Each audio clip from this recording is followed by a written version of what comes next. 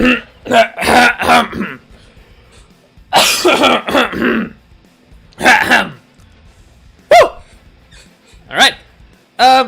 Hey.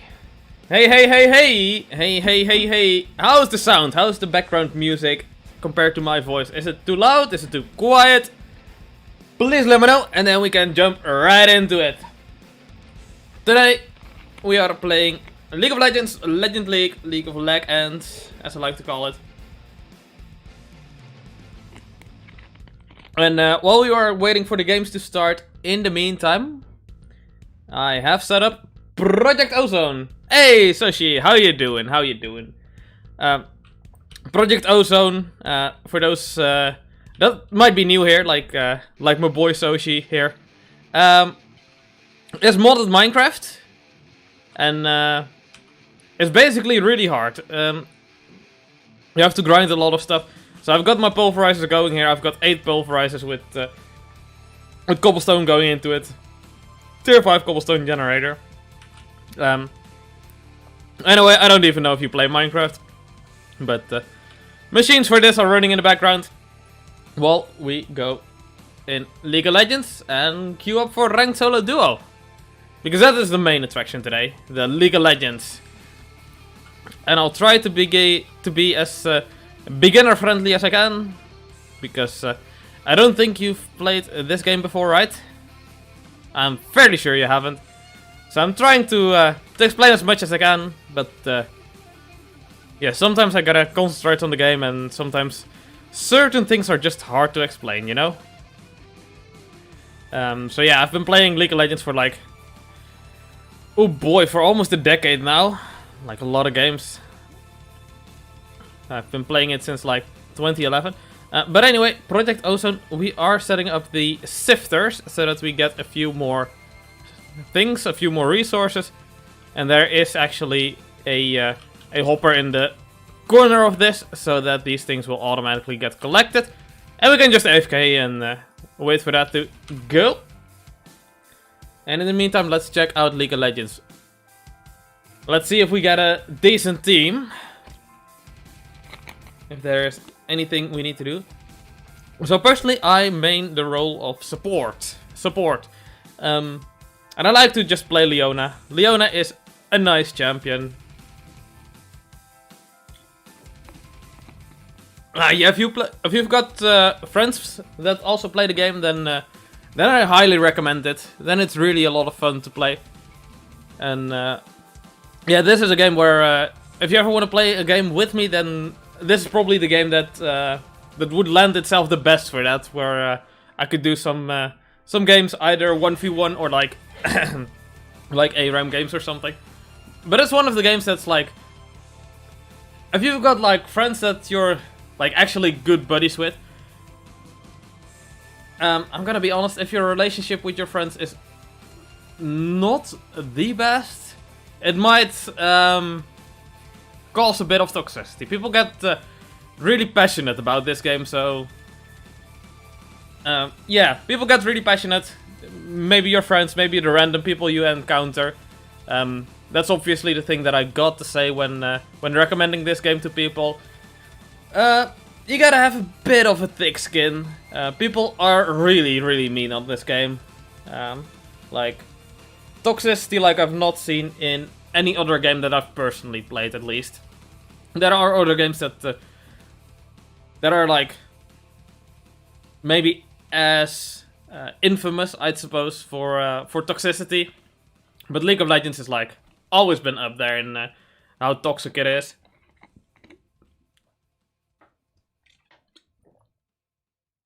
But good thing is, you can turn off chat, so you don't even see what your team is typing. So, even if you are easily affected, like myself, well, not super easily, but like, it does get to you. It does get to you when you're having a bad day and you're already playing bad, and people are also every single game hammering down on the fact that you are the reason that they lost. It's really not a great time. But overall, the gameplay itself is phenomenal. I love it. So yeah, as I said, I'm a support main because I prefer the gameplay of the supports in this game. Specifically, like tanky supports in this game, I think are just a blast to play. So much fun. So yeah, I personally play Leona. This nice little lady here. I've got all her skins even. Look at how many skins I've got. Oh boy, I've got all the skins. But yeah, as I said, she's a tanky support. So you're not like a full tank. You're like tanky. You're not super strong. You don't really go all the way in on your own usually. You're still kind of weak. But yeah, what the main goal is as a support is to make sure that usually the AD carry is your main priority, that they stay alive. And yeah, there are supports that do that by healing the AD carry. As a tank support, I do that by making sure that none of the enemies can reach my AD carry before they get taken down by someone else on my team. So I try to what's called peeling. It's called peeling when I make sure that the enemies stay off of my my team. And again, usually it's the AD carry that I mostly protect, but in a game like this, we have actually all of my teammates are like high damage dealers that would be good to protect. My AD carry, Qasxz right here, she's the one that how do you say it? It's the most predictable for me to where she will go. The other guys are all, I mean, Xin Zhao is weird, but the other two are kind of assassins, so it's really hard to like go with them to protect them. Assassins would like to circle back around the enemy team or like dash through everything, duck and weave, all that kind of stuff. So it's really difficult to like defend them when they're going all out with that. But Qasxz, she will try to stay behind, try to like put herself in a safe space and not go too dangerously.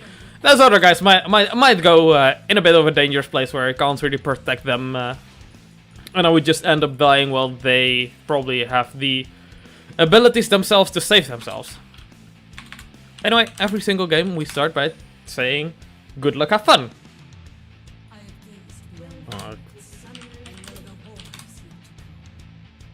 So there's team chat and global chat. And I've got team chat disabled, but global chat enabled. So I can type good luck, have fun to the enemies, but this is a bit of weird play. I can type good luck, have fun to the enemies if I want to, or stuff like that. I don't know if they want to go.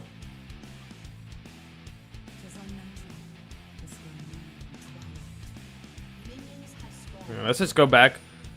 It's way safer. We're only 3 people.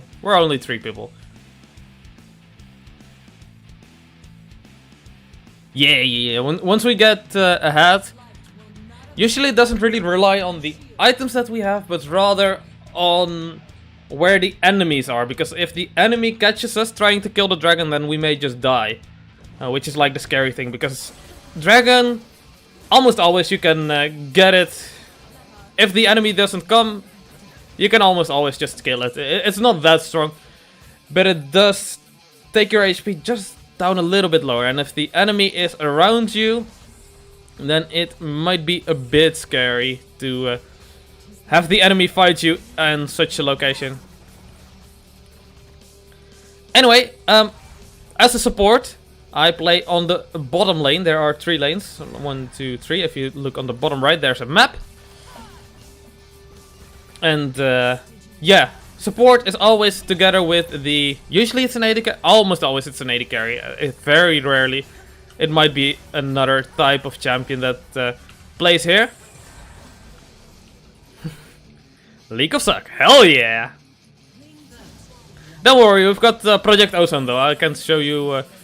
I mean, there isn't any progress on my island, but I can show you my island anyway.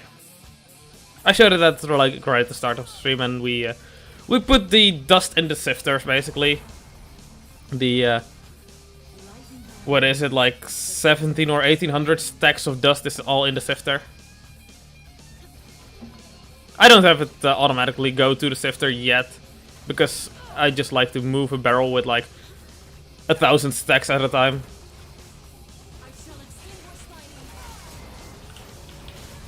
Can we kill him? Huh? Yeah, we got him, we got him, we got him. Alright, alright, alright. Good, good, good. Bruh, JJ, no need to be toxic in here. We are playing League of Legends, but you don't need to be toxic. But thank you for stopping by. Yeah, anyway, that's a pretty good start to get a kill early on. Like, you don't usually get a kill that early. And especially not off the back of a mistake of the enemies. Usually the enemies don't make that big of a mistake. But it was the enemy support that went in on us. Well, they didn't have the pressure to actually go fight us.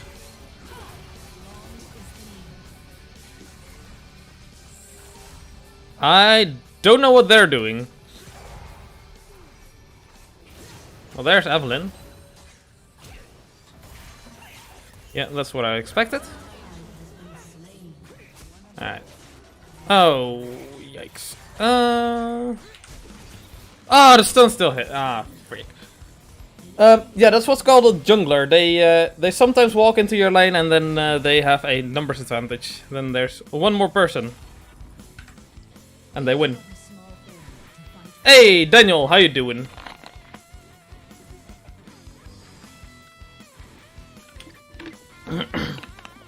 Same, JJ. I mean, there's a few things that I still want to do.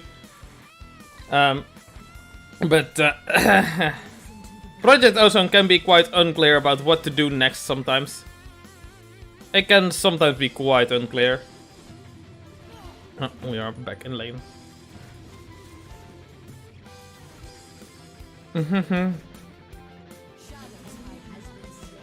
Soshi, are you playing on Master Mode or what mode are you playing on? Hey JJ, same.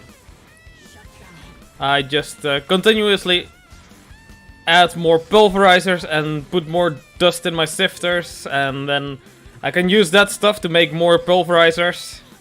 And at one point, maybe I can make an ME system.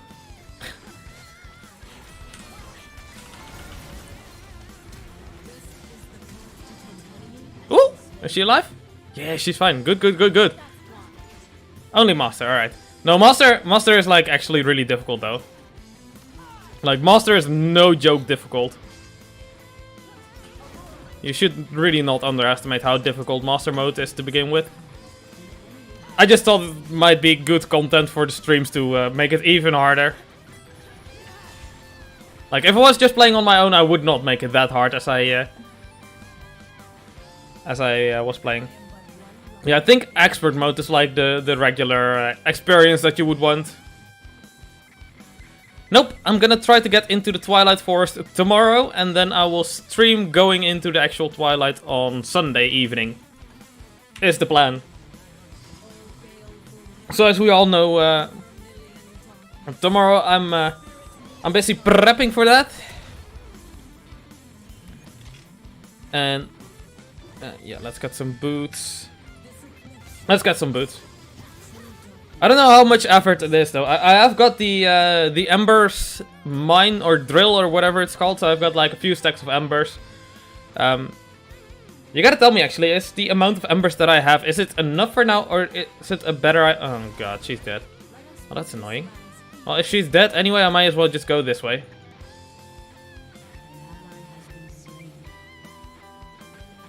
Wait, that guy is dead also. Well, I'm just sitting here then. Alright, everyone's just dying around me. Beautiful. Beautiful.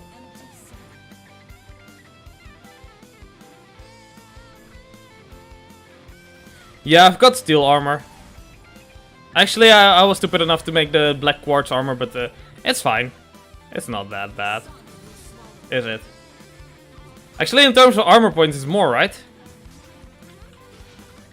Or am I misreading things?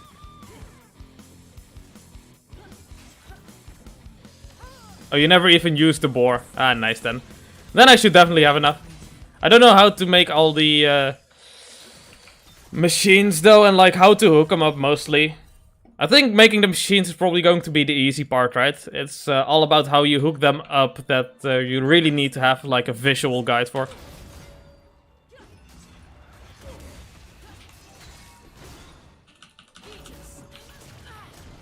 Can we get him? Yes. Alright, good, good, good. It's more armor, but it breaks faster. Ah, fair enough then. I'm alright with that. I'm very alright with that.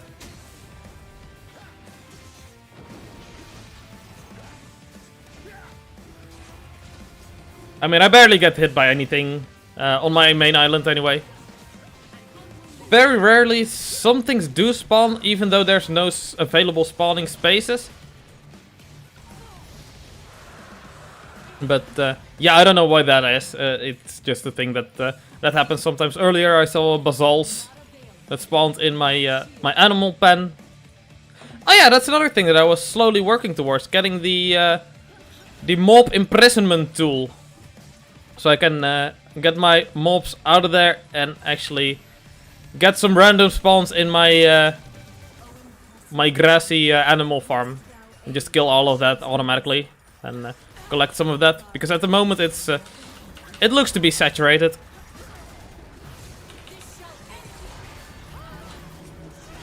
Well, that's lovely. That was a jungler again. That's just lovely. That's why we play League of Legends. To get ganked by an enemy Evelyn.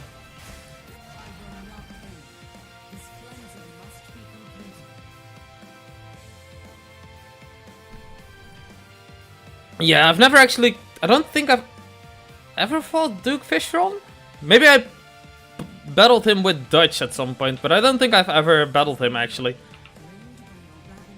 He's not really like a very important boss to kill in terms of progression.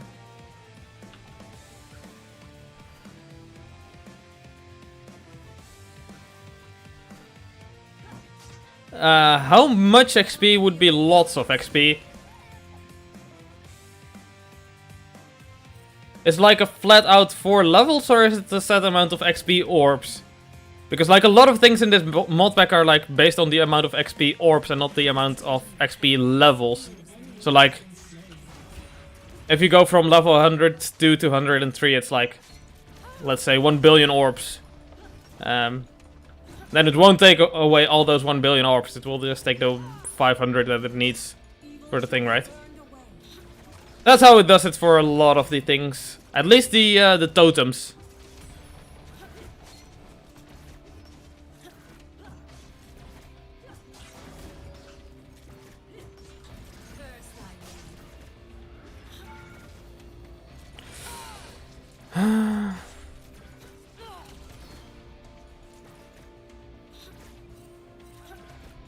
Yeah, true. The Duke Fishron does give a few very good drops, but in general, killing him is not required for progression. It's like killing Eye of Cthulhu or like the whatchamacallit, the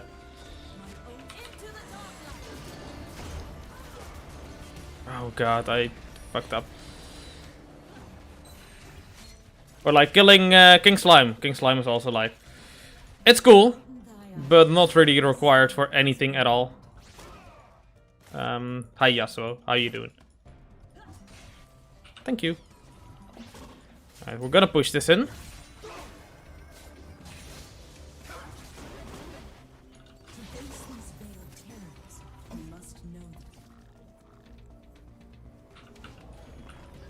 Yes, I don't have it in a tank, but I do have a lot of stacks of solidified experience that you get from the mob farm. The vacuum thingy picks it up as solidified experience instead, so you can eat it that way. For when I do have it set to auto kill or like manual kill mode for like improving my weapons, though, I do have a thing that routes out all the XP orbs to a few tanks as well.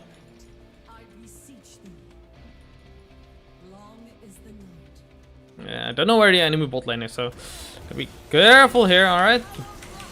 Can we kill him quickly? Alright, we did kill him quickly. Alright. There's Evelyn. God damn it. Why did Qasxz go back in? What a baka.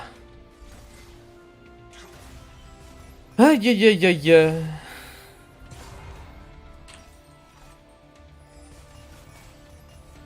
Oh boy. The other darkness will not claim me yet. But for my my playthrough, of course, if you're talking about like specific weapons that are really effective versus specific bosses, then yeah, of course I want to kill that Duke Fishy boy. Wanna go for him. Hey Jin, how you doing? Let's put a control ward here so they can't see what's going on with that.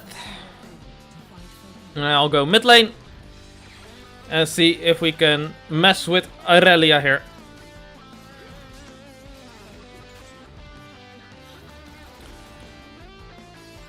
My KDR? You mean my KDA? That's what we call it in League of Legends, because like assists are like very important, especially as a support. Like having a lot of kills is like a bad thing as a support, actually.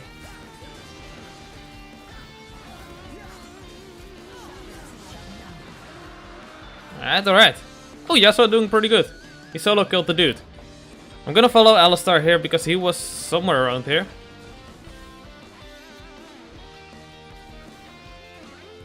Yeah, that's what I was expecting, but he's out of there already. Alright, let's go. Alright, we're the 3-man squad here.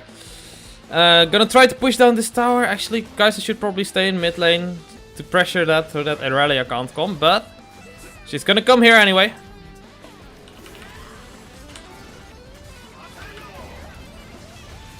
Ooh, look at that. Look at how smart I was. I used my E on one of the dudes, and then I stunned the other dude. Ugh, it was beautiful. It was beautiful. Come on, get the knock up. Yes! Okay, we got her. We lost one though. We lost 2? Did we? We might be alright. Slightly fine.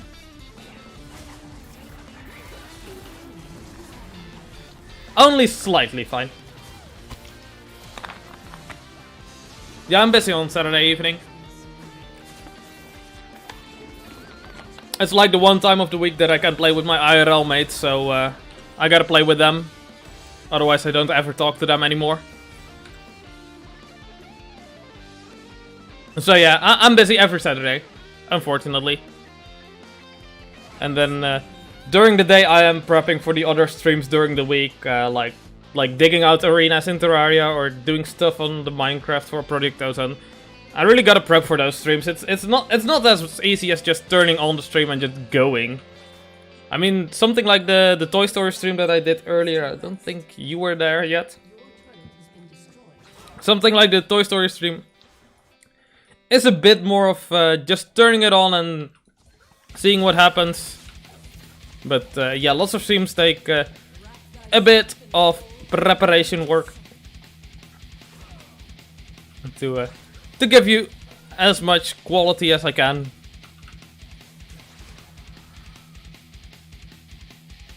Discord chat challenges have new names. There are Discord chat challenges? I did not know there were Discord chat challenges.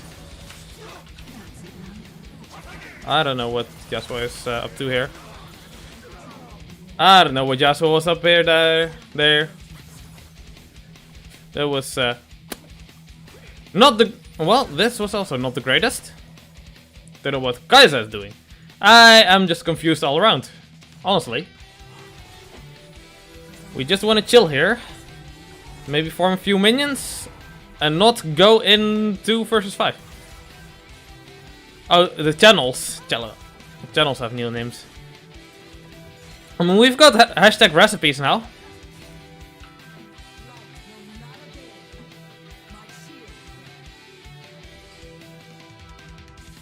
Ugh, Qasxz going off on their own here. That's scary. Did any of the other ones change as well? Oh yeah, I see a few. Oh yeah, Project Ozone got a new name. That's pretty nice.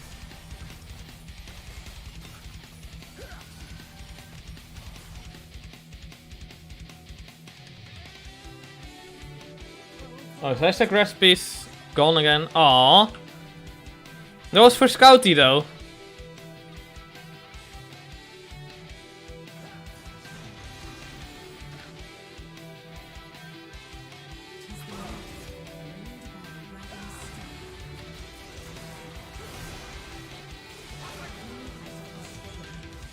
Alright, good. Alright, so I tried my hardest there to not use my my skills as much as possible, because if I can just walk in on them without using like my ult or my E, then I've got a lot of stuff left over to fight them afterwards. So my Q is my stun ability. It's basically an what's called an empowered auto attack. It's like a basic attack that just stuns on top of just being an auto attack.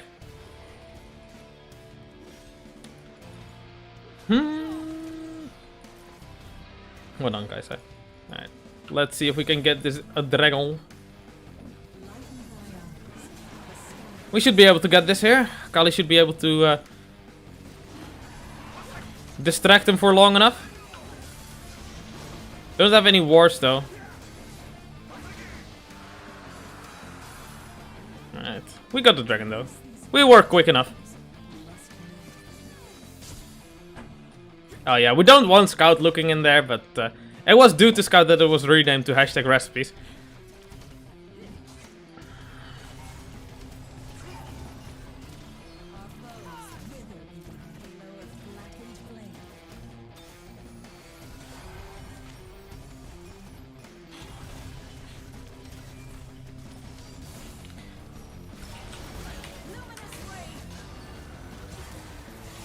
Ah, god damn it. I wasn't able to protect my Qasxz. Ugh, that's unfortunate. Hashtag game night. Any suggestions? I can think of a few that I can't say out loud. Not in stream. But, yeah, I could think of a few.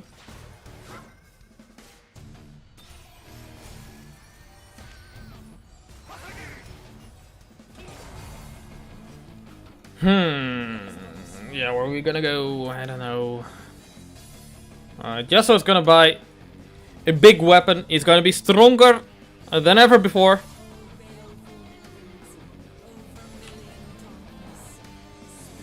I mean, I guess it all depends on, like, what direction do you want to take the nickname for the channel, right? Do you want to take it in, like, a lewd way? Or, like, a depressing kind of meme way? Or a racist kind of way, because I know some of the guys in the chat there will appreciate like a good old racist name.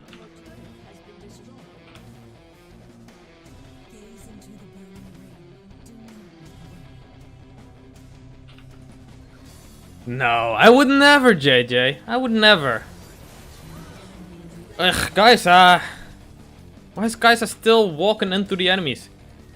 Yeah, we're doing pretty alright though. All things considered.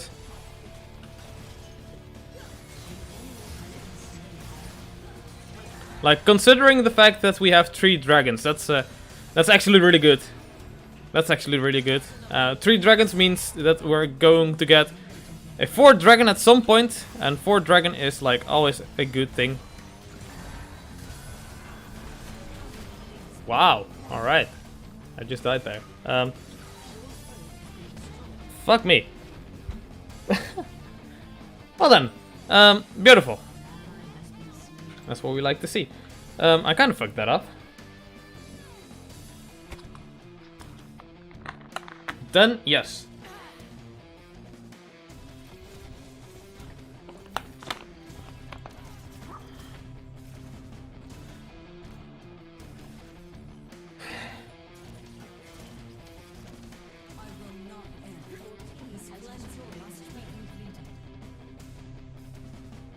I mean, Yeah, like, we'll talk about it later though. After the stream I'll send a few suggestions. Why is Qasxz still going in solo? It's not working out for her. And she still continues to try the same thing.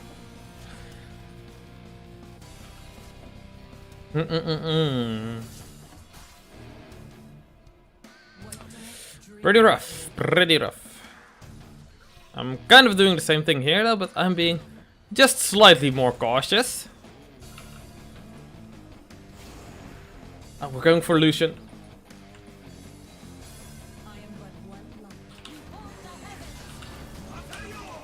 We can get him right? Yeah. Oh no, oh no, oh no, he's out of there. Is my boy Yasuo fine here? Oh, he's not. I'm gonna save myself here. Oh boy. That was a massive bait. They baited us hard. I thought we would be fine.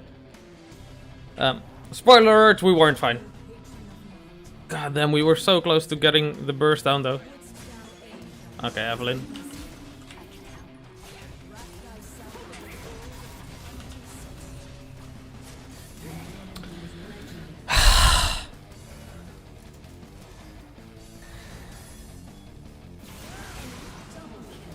Things aren't going too hot. I mean, still, if we can get that last dragon, we're doing pretty good, and we can definitely still win the game if we get that dragon. Because like, if we get the dragon, then something like the Lucian fight earlier down here that would have gone our way instead.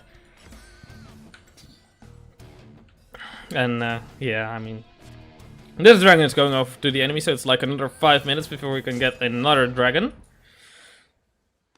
Before we can get another chance at that.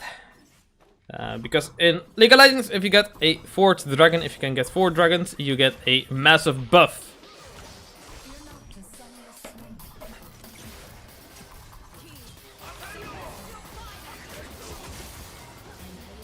Alright, that was actually really close, but... Why is Qasxz dying again? She was just chilling. She was nowhere near danger and then she put herself in danger. Willingly. Yeah, it's like Skyrim, but actually good.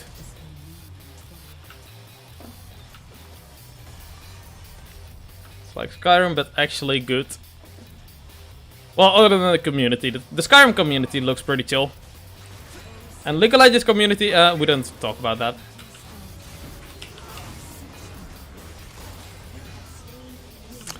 We'd rather not talk about the League of Legends community. There is no sense of community. Unsubbed? Nah. I mean, I couldn't stop you if you wanted to unsub, but yeah. Rip. And then I guess I tried my hardest. How about, I don't know, is there like a Game of Thrones video game?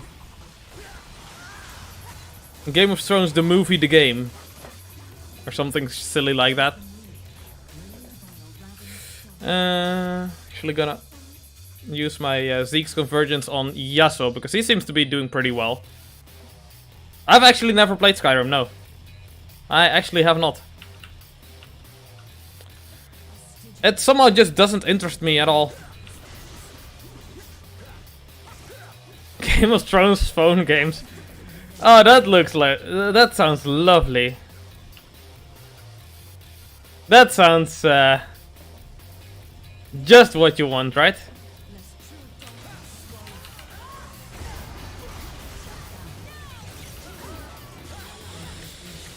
Can we get her real quickly, please? Kali, help, help.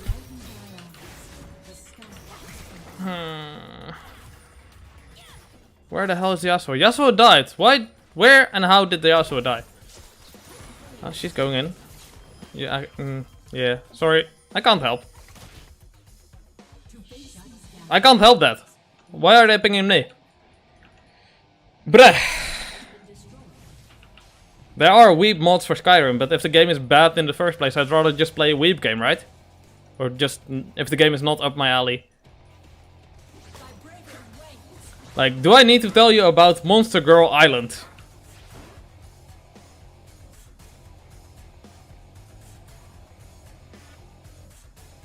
Sure, it doesn't have any furry mods. Not a single one. Sure, sure. I'm sure you're telling the truth right there.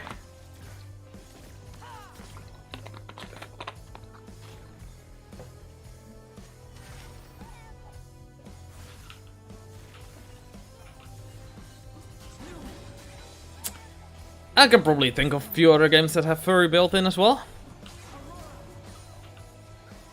I mean, of course, Dutch's favorite game, RimWorld, probably has a lot of that stuff in it.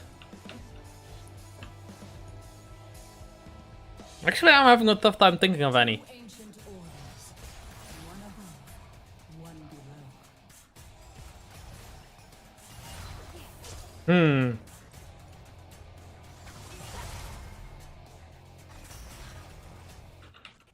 Oh yeah, that's from the meme, right? The Qasxz has wares if you have coin. That meme. Right? That's one of the dudes, right? One of the cat people. That's what they look like, right? Or are they like anime girl cat girls? I'm being stupid here.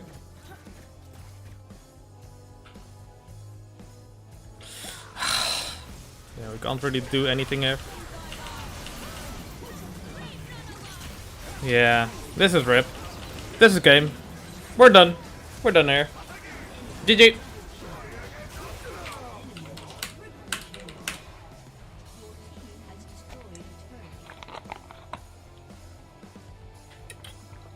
Oh, we can't surrender yet.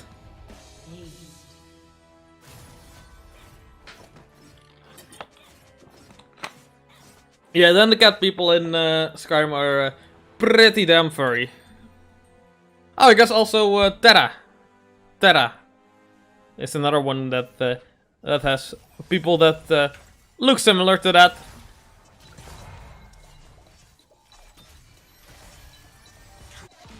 But most games that I prefer just happen to have like more humanized cat people in them.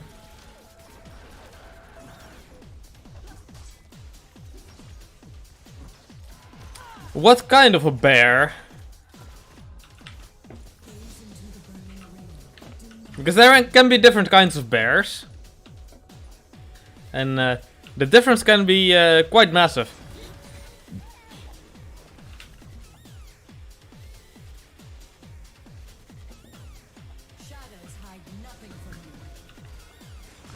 Of course, I don't need to tell you what kind of bears there are. You already know. Qasxz has wares if you have coin. I don't know how he pronounces it, but let's just surrender this game. GG. Alright, we're done. Hey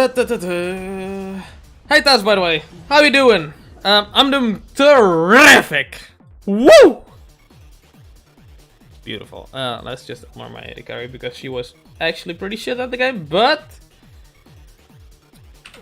we tried our damn hardest. Actually, we didn't. We kind of sucked. Yeah, let's queue up. Polar bear.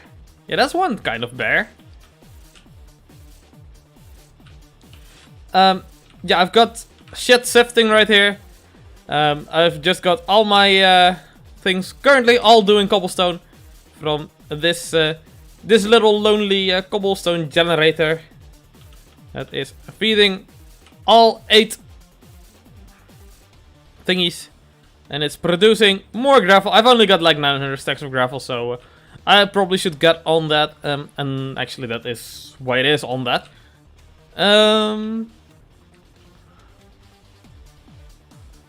But yeah, let me show you what I've got for the Embers Rekindled mod. What have I got?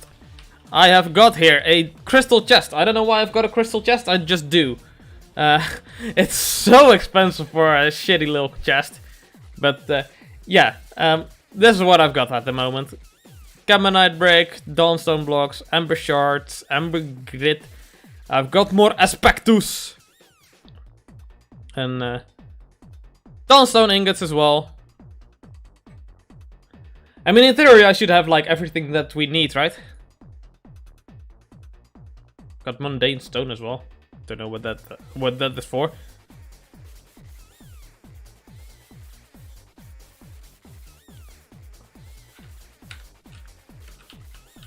So what is like the next machine that you need to make for this? Do you know by memory? Or nah? The machines I've got is a pedestal, an anvil, oh, oops, and an exchange tablet. Other than that, I've not really made anything with this stuff yet. Oh, and I've also got over here, of course, the crushing table, which is, I think, also part of some of the stuff that you do with that, and as well as the sluice box. I've got those as well. But again, I have no idea what I'm doing. I mean, there is the quest thingy, so we can go in here and go to Gamma and make a melter, I guess. Fair enough, fair enough. Is the melter a thing that you've crafted? Or nah?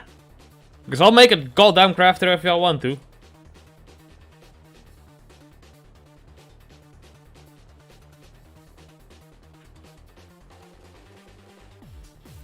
I can make a goddamn melter. Or a stamper, or a reservoir, or a mixer centrifuge, or ash. Or alchemy through fire. I've already got Aspectus and Dawnstone though. I don't know why these quests are so late in the thing though, when like you already need it for like quests all the way down at the top here.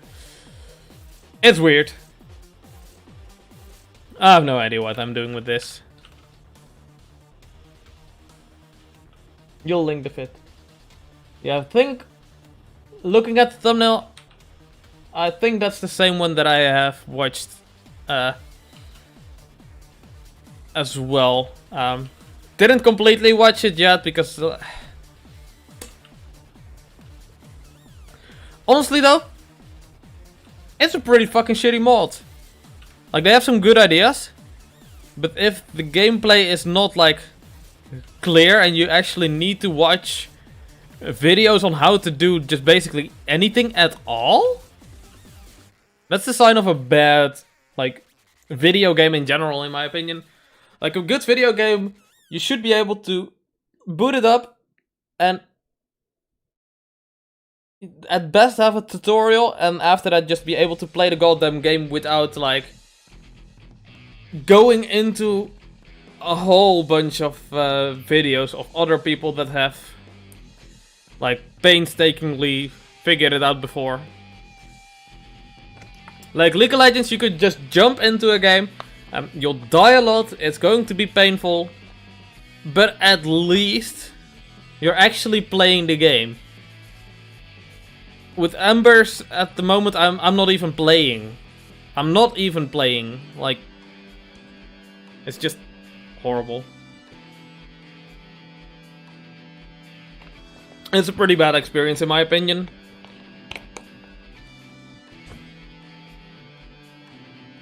But maybe I'm just spoiled by all of the other good games out there. And like...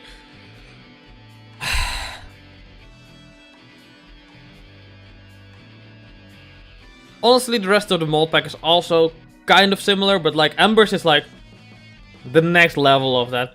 At least with all the other mods, you can look up crafting recipes and you'll see, oh, to make a silicon plate you need silicon and this machine. Alright, where to find silicon? Click on silicon. Don't know how to make the machine? Click on the machine. But yeah, all the other mods, at least you can very, very slowly work your way through it. Yeah, but the in-game book doesn't say anything. Not anything useful, anyway. It's like 7 pages of item pipes pipe items. Item piping is used to pipe items between things. Pipes to use items are pipes that you put between machines to pipe items. It's basically that for like 7 pages in a goddamn row. And it's so painful. Alright, that's 1 free kill. Nice, nice, nice. Good start. Actually, because that was Kane, I'm gonna ward over here. See if he actually goes back to the blue buff. He's probably going to start on the things there. Also, Valorant, I've not played it yet. It looks kind of fun. But it... I don't know, it looks like a less polished version of Overwatch.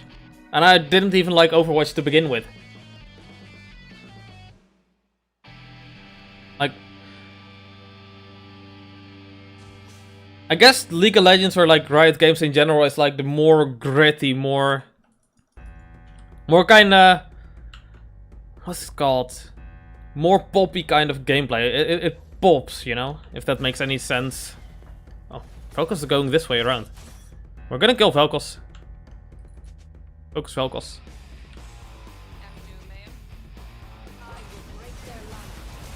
Okay, we can kill her instead. Because I accidentally got her. Alright, that's a good start. I kinda stunned the wrong one.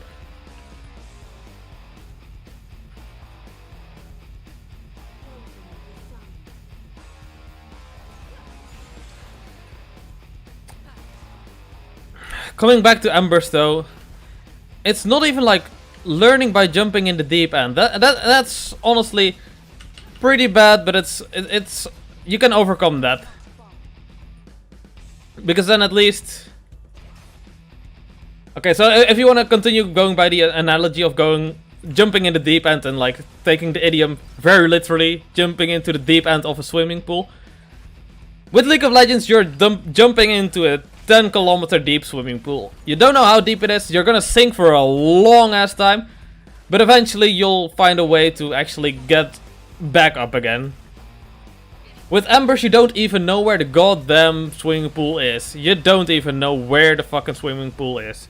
You don't even know where your goddamn swimming trousers are, or that you even need swimming trousers to begin with.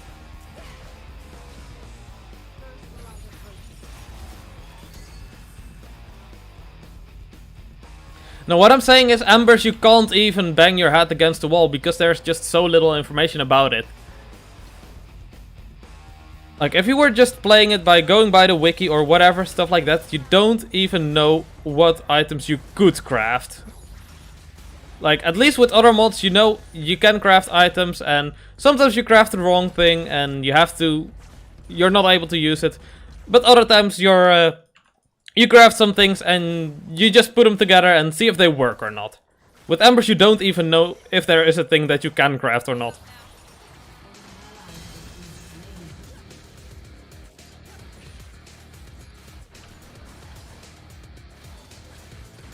So yeah, let's just say that we don't really like Embers here, around these parts. Fuck Embers Rekindled, all my homies hate Embers Rekindled. Yeah, I'm actually not going into the cave. We're already at an advantage and they're not really gonna push up. I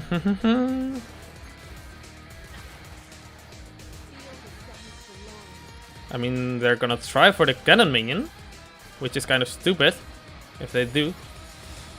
Oh, actually, I'm kinda getting a lot of damage there.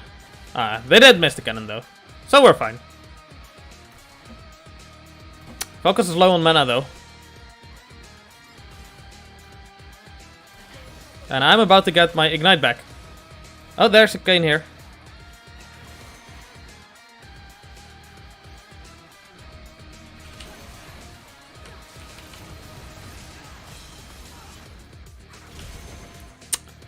Crap.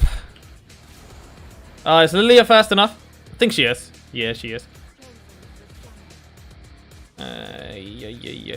How can we help this though? Are we in time? Am I in time? Samira is just going back bot. That's probably the best idea. Got mana for a full skill rotation. That's good. Good. Wait, there was still a Senna around. No. I fucked up. Oh, I didn't know Senna was still around. My bad. Ah, fuck me. Nicely ended, yes, thank you. That was a nice end. I really tried my hardest for that one. Alright. Well, I haven't played this game in a goddamn week. I've been too distracted with other games like Terraria and then I also had the one day where I played Toy Story. That thing got a nice copyright claim on it though, so I profited that. So yeah, you guys won't be able to see it anymore.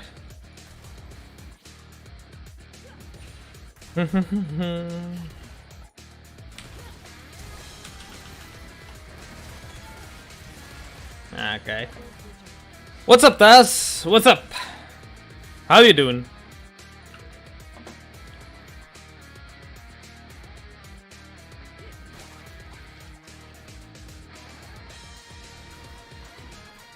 No, I'm just pretending to be a lonely support here.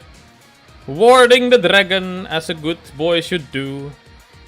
In Valorant, one tends to have teammates according to the server the game connects you to. Best ping things. Oh, so it has like... Wait, does it have like more servers then? Like one for like the Iberian Peninsula, one for like the Netherlands, Belgium and...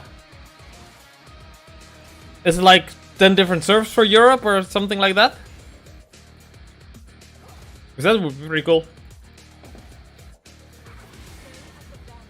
Because you got a friend in me, and that's copyrighted by Disney. Pixar is part of Disney. And Toy Story is like a Disney thing. Or Pixar thing, and Pixar is a Disney thing, so... That's why it got that claim. I was 100% expecting that though. So I checked right after and just privated it. It basically automatically did the thing. No Portugal server, well...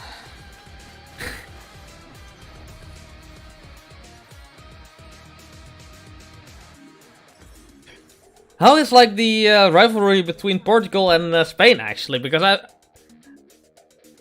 from a distance, I don't really know what like the dynamic between you two is. Like, us as the Netherlands, we have a lot of like straight up rivalry with like Germany, and then with Belgium, there's like Belgium is like the stupid kind of Netherlands.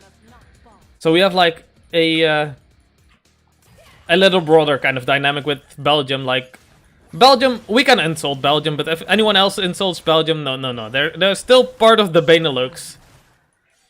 So, only we can insult Belgium. And then Belgium in turn can insult Luxembourg, and Luxembourg is just screwed. But like, do you have a sort of dynamic like that with Spain, or is it just... or are you just big buddies? No actual rivalry. I mean, it's all just friendly, honestly. Like, at most it'll come out during like soccer games. And yes, I said soccer. Yeah, I'm screwed here. Fuck me. They had all started and I did not yet. Gotta fuck that up. And like, it's just friendly banter at the end of the day. Like, almost always.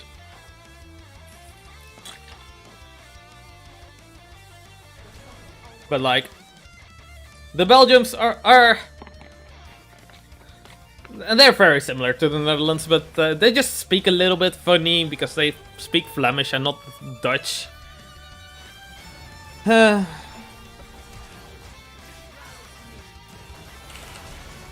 Wait, people actually think that Portugal is a province of Spain? I've never heard that one. Maybe Americans would think that. But I don't think Europeans would think such a thing. Like, Europeans learn European geography at school, right? I mean, I don't really blame Americans for not knowing, by the way. I'm just being clear here. It's, you know, if someone asks me to point at Ohio on a state map of the US, I might not be able to point straight at Ohio.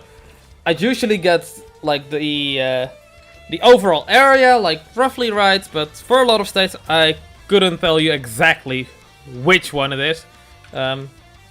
So I don't blame Americans for not knowing the exact geography of Europe. Though maybe some of the Europeans that you're talking about might confuse it with like Catalonia, with its independence and whatever the hell is going on there, where it kind of claims independence nowadays, right? Or there's like a big battle for independence or something like that. Again, I'm not really too familiar with like the socio-political landscape around that area of the world.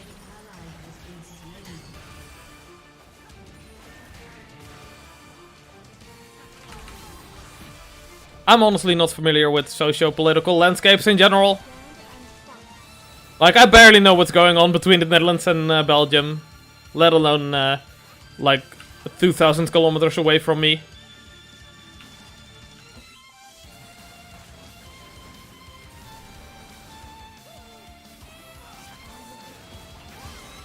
Okay, I'm gonna help my boy Lilia here. Got the ignite down to reduce his healing. Ah, crap, he's alive. Oh, Lilia's still going. Oh boy. Oh no, we're all gonna die. Oh no, my boy. What do you expect me to do, bruh? The Binding of Isaac. Now that's a game that I've not heard about in a long time. That's a game that was popular like years ago.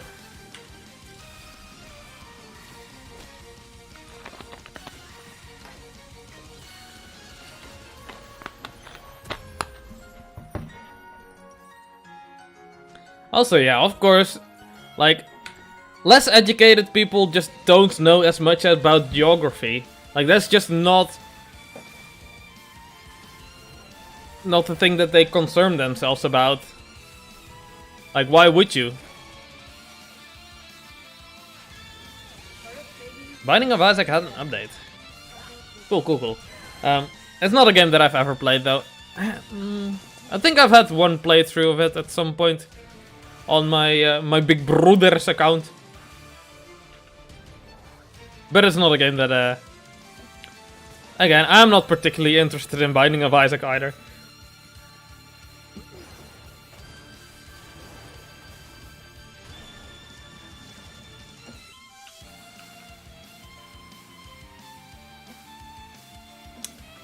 Wait, what did I say what Portugal and Spain was fighting about?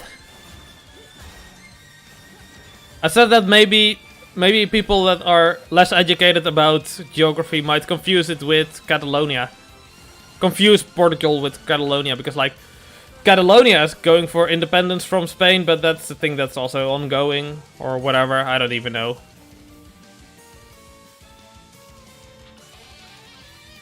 Honestly, a lot of the Mediterranean looks fairly similar if you don't come from Europe. Like, obviously, to us it's very different, but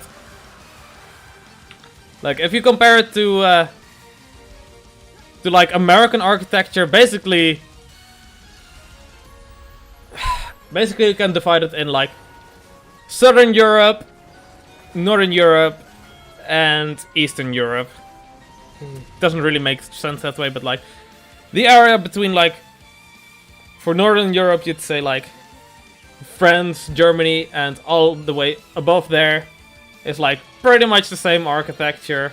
And it's got differences, but like if you're coming from a place where architecture is so very, very different, the places do look very similar. Of course, we can tell the difference because we've grown up with it, though. Can we get this though? Yes, we can. Like for me, going to America, it all looks pretty similar. Even though like it's a big ass country with a lot of people. Not as many people as Europe, of course.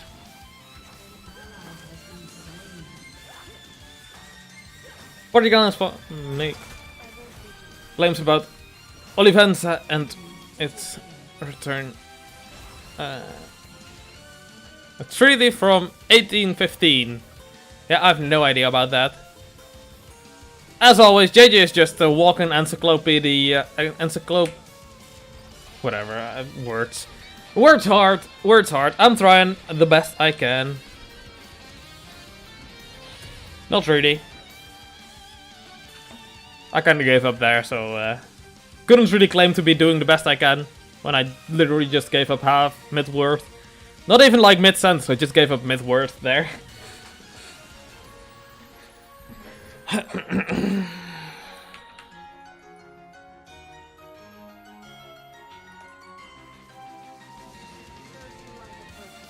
Yeah, I'm going here. Tower's already gone in bot, so there's no reason to be there. So instead, I'm going to see if I can help my boys fight this. Come on! Okay, can we get this instead? No, we cannot? Alright, beautiful.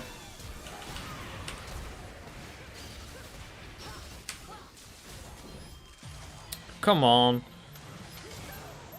Ha! Encyclopedia. It's the Dutch word.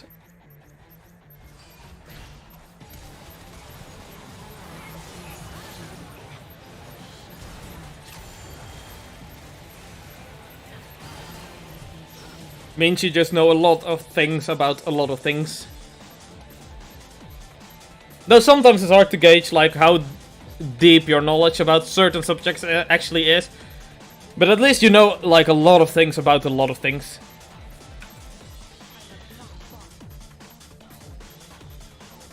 Yep. It is very much a Greek word.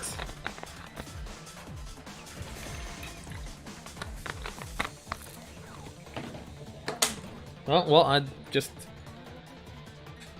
fucked my bottle of water. Not quite literally, but it fell over.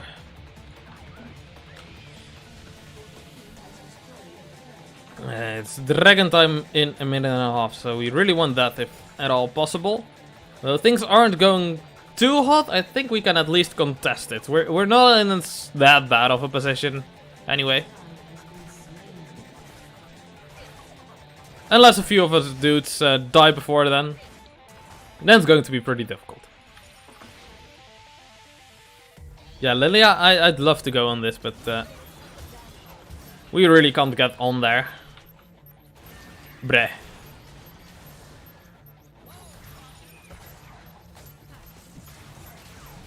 Breh. Breh. Okay. Well, we lose dragon then.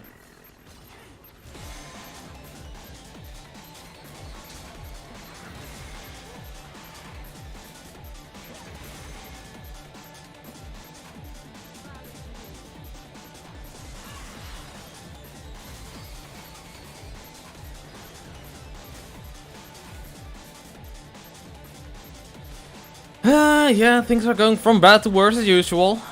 That's why we play League of Legends, it's the same every goddamn game. Same shit, different day.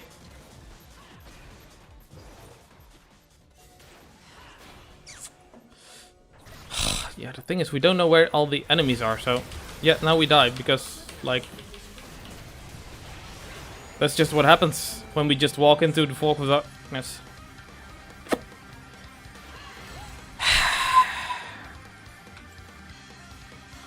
Oh boy, I'm getting tilted. Where are my goddamn Easter eggs? I already ate all of the Easter eggs. It's beautiful though, it's beautiful. It's a beautiful day.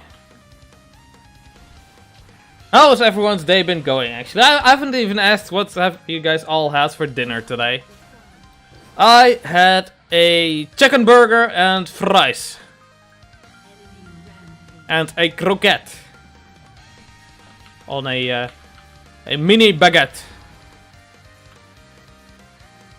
So in terms of dinner, I had some amazing dinner. Very unhealthy, but very tasty. Very, very tasty.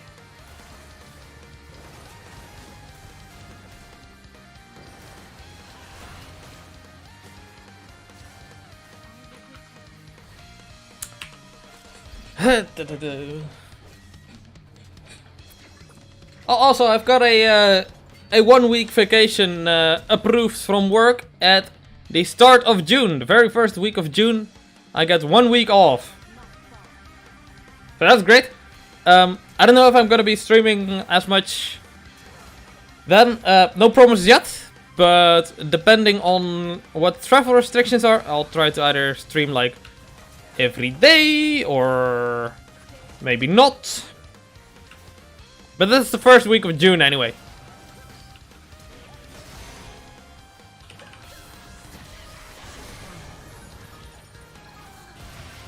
Well, she's dead anyway.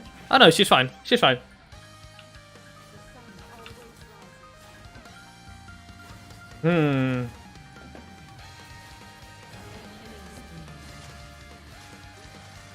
Where did the dude die? What the hell is going on? Why are these guys walking into like 5 people all at once? They're going in 1 versus 5. Why is this going on? Like, I'm not doing too hot, but at least I'm usually not walking on my own into like 4 or 5 people. Usually. Sometimes I am.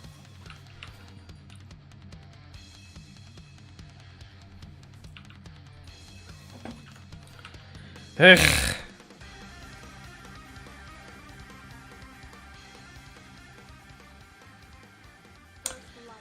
Oh well, oh well.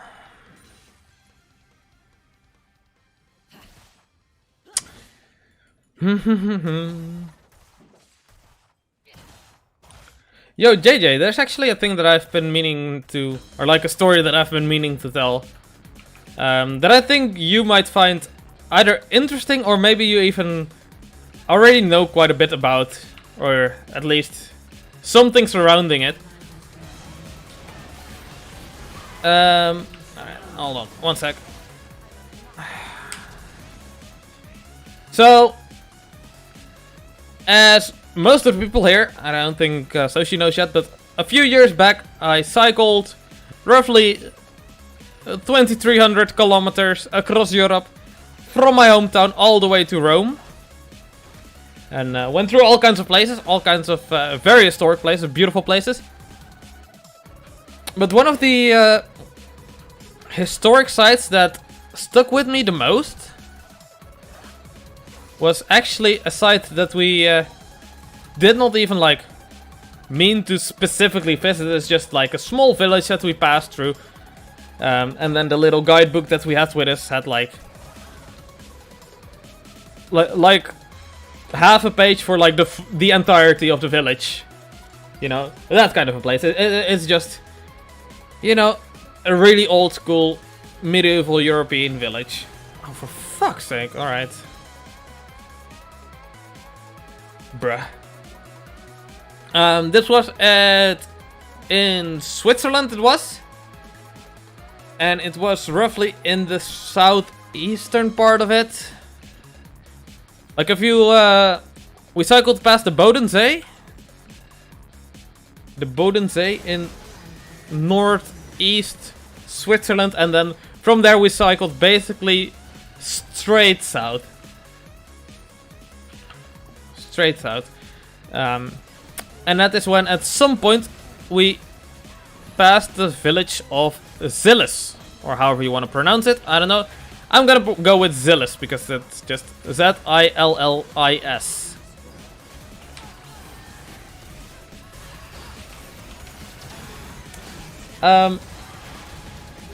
Village really wasn't remarkable. It was very rundown. There were probably not even 1,000 people living there. Probably not even 500, honestly. But the thing that stood out about that village, and the reason why I do remember it, is because of the church there. We did not go into it, but we basically took a nice little touristy look from the outside. Just looked at the village. The guidebook said the church was from like the 6th century or so. No, not 6th, 8th or so. It was like one of, if not the oldest buildings that we saw in the entire trip. Which is like really cool. I recently actually looked it back up on Wikipedia, and there is... it was renovated at some point, but even the renovation was like at least like 600 years ago. So either construction of the church is like ancient at this point. But once we were standing in front of it, my father mentioned that something that I hadn't noticed yet, which was that one of the on the clock of the church, one of the handles was shaped like a moon, which was interesting. So then I take a closer look, and I notice, hey, the other handle, that's there's a circle right in the center of that, so that one's probably shaped like the sun then. So basically, one handle shaped like the sun, one shaped like the moon, and then in the center there was another circle, like a golden circle. So what I'm thinking, I don't know if this is actually like true, I couldn't really look it up, is that it was a really old model of the solar system where it's the Earth in the center of the clock, and then the sun and the moon go around the Earth. I think that was the model that we were looking at there, which is why it stuck with me, because like that's a really interesting thing that, you know, like intellectually, you know that people didn't always know that the Earth wasn't the center of the solar system, but actually the sun is the center of the solar system, and we're just orbiting the sun. Though it's more like a whatever, a matter of perspective, that one.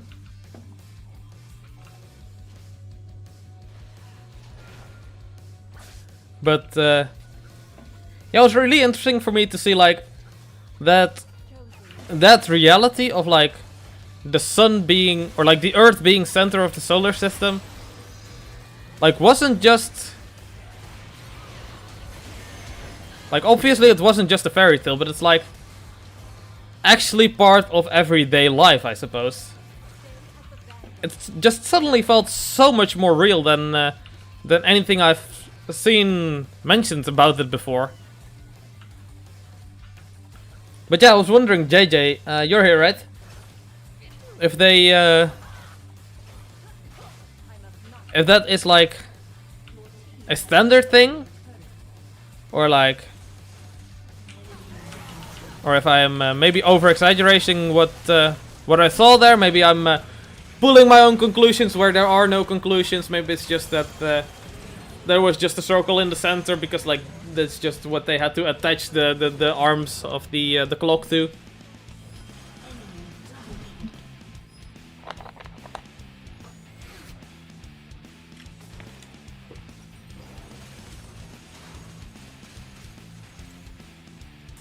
True, it's the solar system, it's not the Earth system, or the Terra system, or whatever you wanna go by then.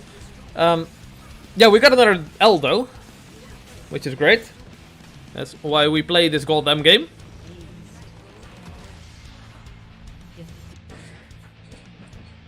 But I thought two things. Well, first, that you would just find the story interesting. But also if you like have any kind of takes on what I saw that day, or if that's like just a coinky dink. Or what might be going on with that. Yo, think we might be going back to gold task?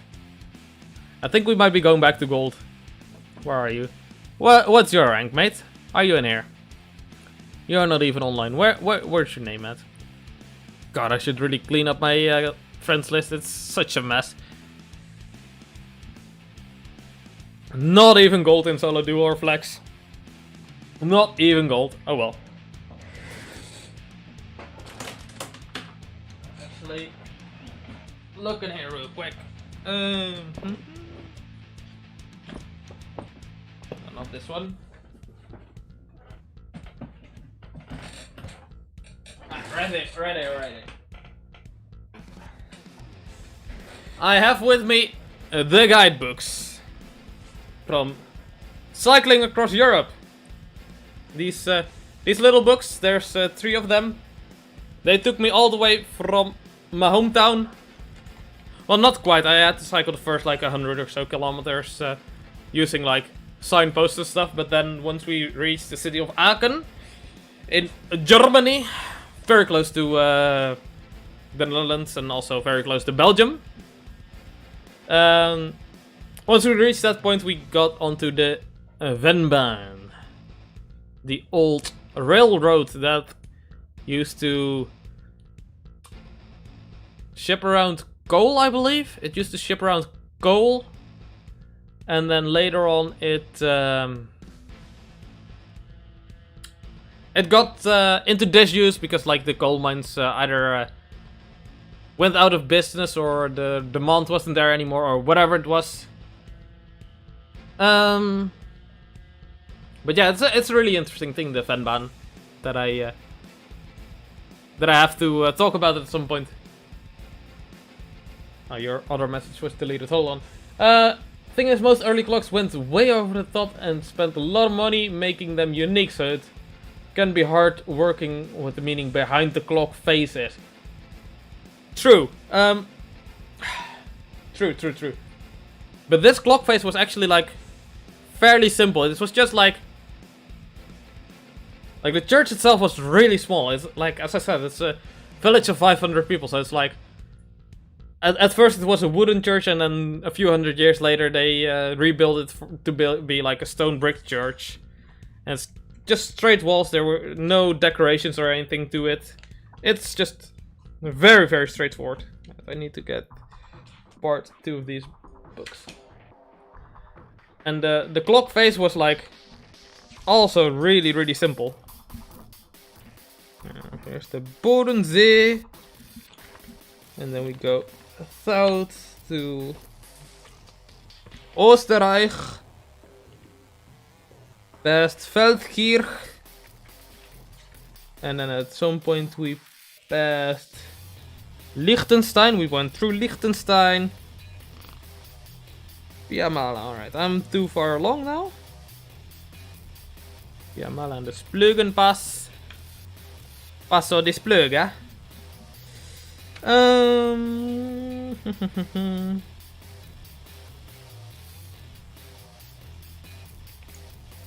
Does it even say anything about Silas in here? Or did my dad just look that up on the go?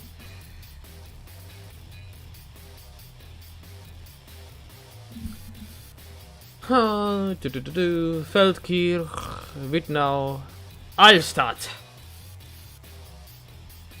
That is just like a hotel and such a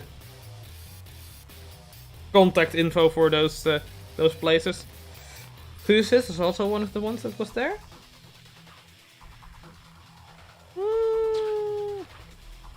Actually can't see anything about the village of Silas. Should be somewhere on this page. Like this entire page. It should be somewhere on there. If you guys want to read this real quick for me, that would be lovely. Alright? You got it? Alright, good. Now tell me what the church is called and...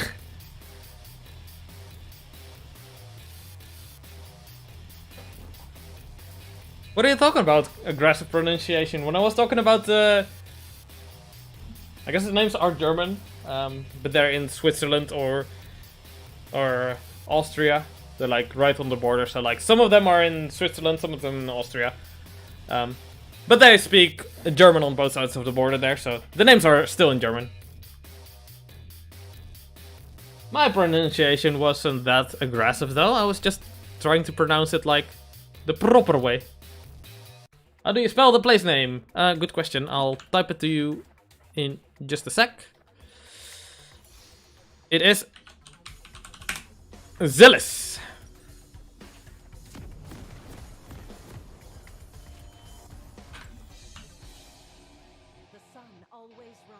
I think you can find a picture of the church. I mean, it just sounds aggressive as soon as you pronounce anything with like a hard G. Like the Dutch word called godverdomme. Also sounds kind of aggressive, but when you say it, it's like quite friendly. You know? Just ask Dutch. Just ask him what godverdomme means, and if you would say it to a mate, you'd definitely say it to your mates.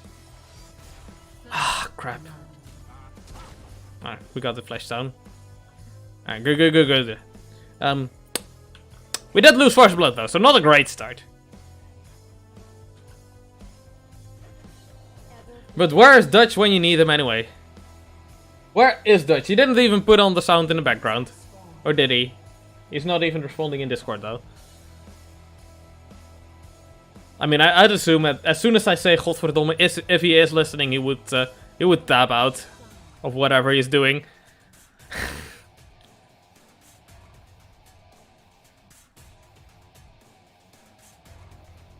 But I mean, yeah, it's just Germanic language just can sound a little bit aggressive sometimes. Lots of times they actually are aggressive. Not always. Not always. Sometimes we actually are friendly.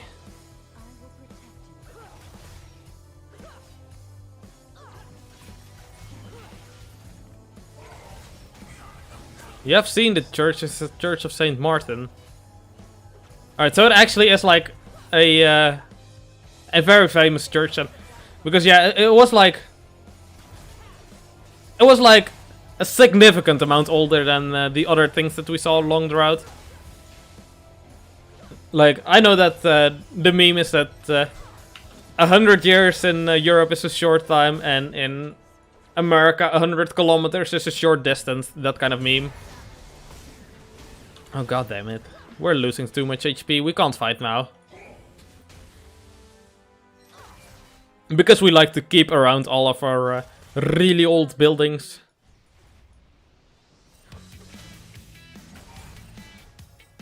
But we also like make the buildings like really sturdy, so we don't have to touch them for 1,000 years and they'll still be standing.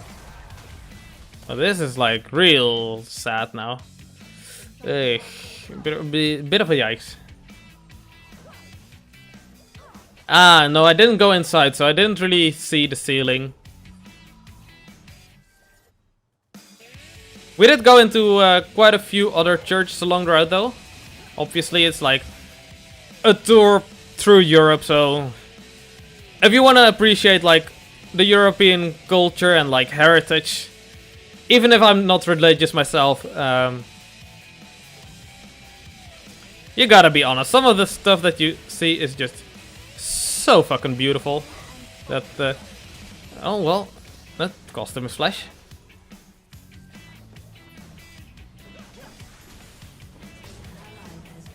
Oh, this is gonna cost me my life. Oh, who's gonna hit me first, ladies?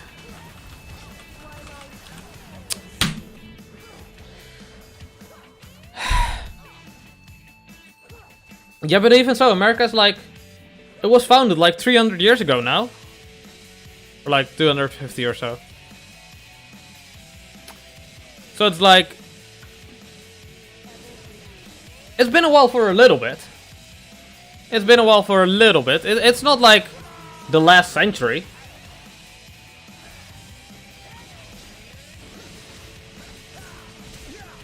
Yo? Yo.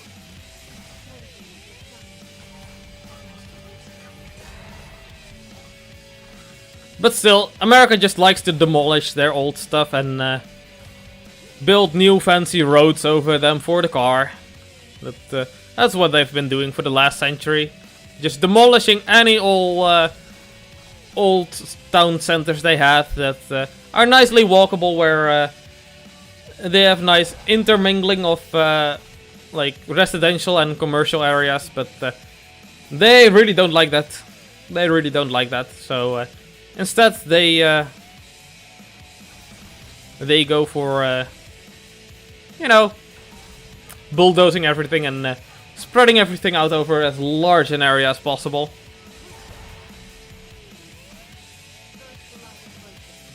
I've been, as I said before, I've been watching a few nice videos about like why and how they're doing that recently. But one of the videos, or like one of the channels that I've been watching, has uploaded a new video like 2 days ago, which was actually really nice. And one of the points that he was making is why American suburbs are... One of the points where American suburbs feel is that they're trying to have like rural density, but like urban amenities. So what that means is like their houses are spread out as far as like farms would be. They want rural density. They want everything spread out as far as possible. But they still want like obviously electricity, but also like high-speed internet, garbage disposal, or like garbage pickup bays, and like sewage systems. But those get exponentially more expensive as you spread out the areas, and at some point it's just unsustainable. And America has definitely found that point where it's unsustainable.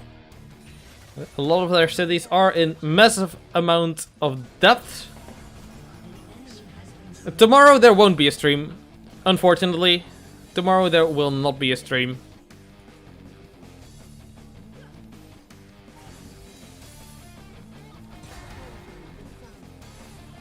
Yeah, I really like going back to Europe and the church architecture. I really like going to churches because like they're just so beautiful.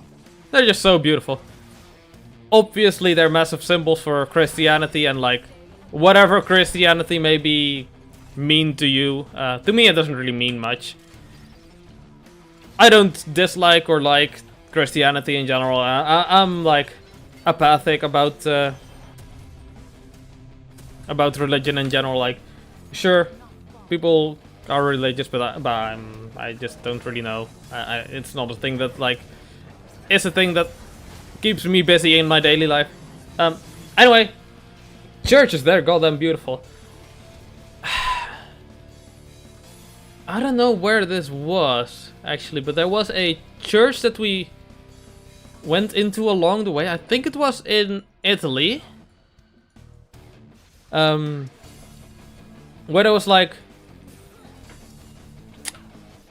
it's basically two churches next to each other. There was the old church was like, that's quite unique. It was like a circle or like a dome kind of church, or like a dome building. I don't know if it was originally a church or not. Oh, we're actually going in. Hold on.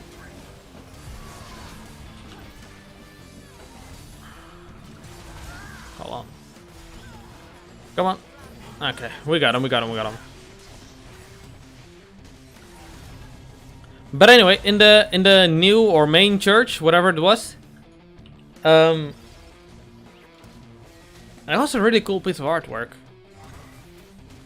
So obviously it was set up with there was like quite a few cool things about that church.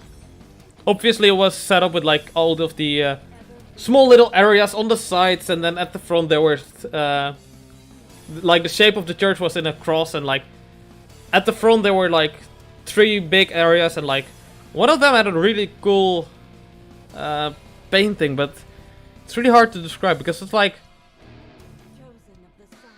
have to look up which church I think it was. It's not Florence. I wasn't in Florence, but it was like northern Italy, I believe.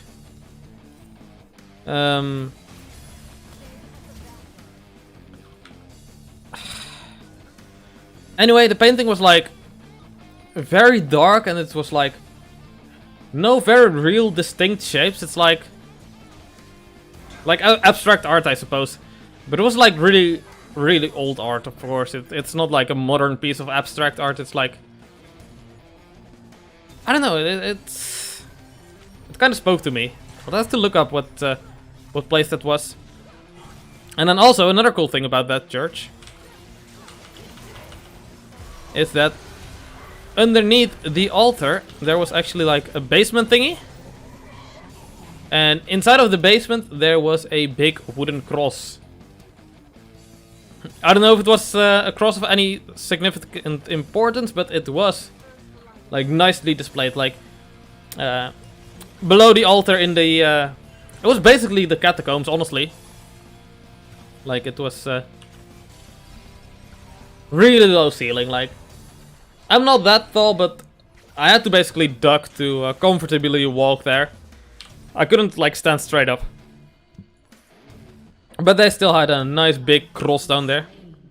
God damn, I still can't buy any boots. Rally to me.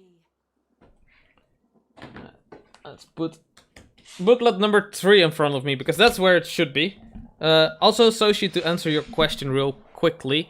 Next stream is going to be on Sunday. And it is going to most likely be the Project Ozone. A specific stream for that. I'm going to go into the Twilight Forest. A crypt, yes. Sorry, that's maybe a better word for it. Or the right word for it, I suppose.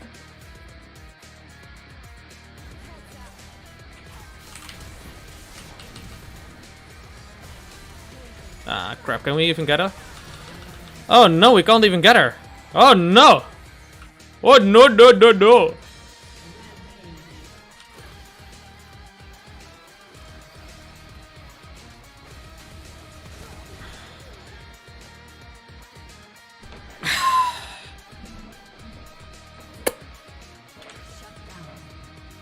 Well, that's not great, is it? That is not great. Still no booties. Gonna have to check out the book after the game. I really can't. I don't have the time to check it out right now.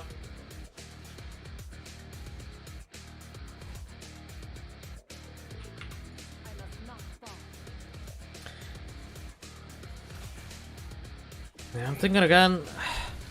I'm not 100% sure that the church that I'm thinking about is the one that is actually the one that had that cross and the painting, but as I said, there were quite a few churches that we went. Actually, not that many that we went inside. I mean, we did whenever we could, but obviously our main objective was to go to Rome, and you know, it's quite a long journey to get there. 2,300 kilometers. Well, we're done.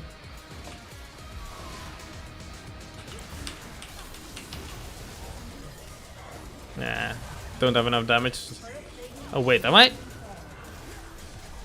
actually out of here? Wait, I'm actually alive. Holy crap. Medley is obviously still around here. Gonna have to keep an eye on if she's over here or here. No, she's gone. Alright.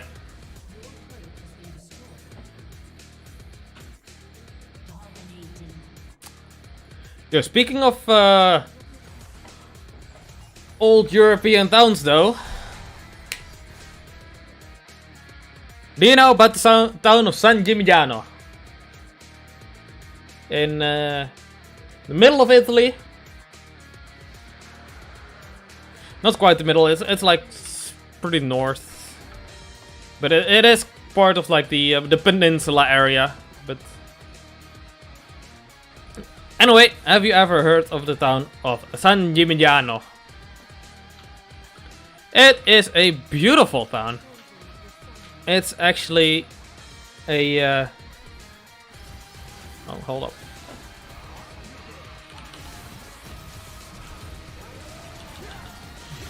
It's actually like a medieval town with an almost fairy tale like history behind it. Like nowadays, it is obviously, since it's in I think it's in the province of Florence, somewhere around there anyway. It's obviously like situated right on top of the hill, because like that's the easiest place to defend for the boys in Florence, and that's just what they do over there. Alright, this fight is going pretty well actually. Alright.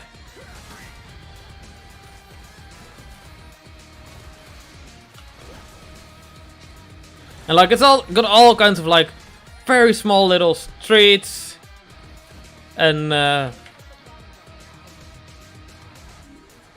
like little archways going across the streets and like buildings all crooked everywhere. And yes, JJ, it is the one with all the towers. Hey, Toodles Soshi, see you on Sunday. But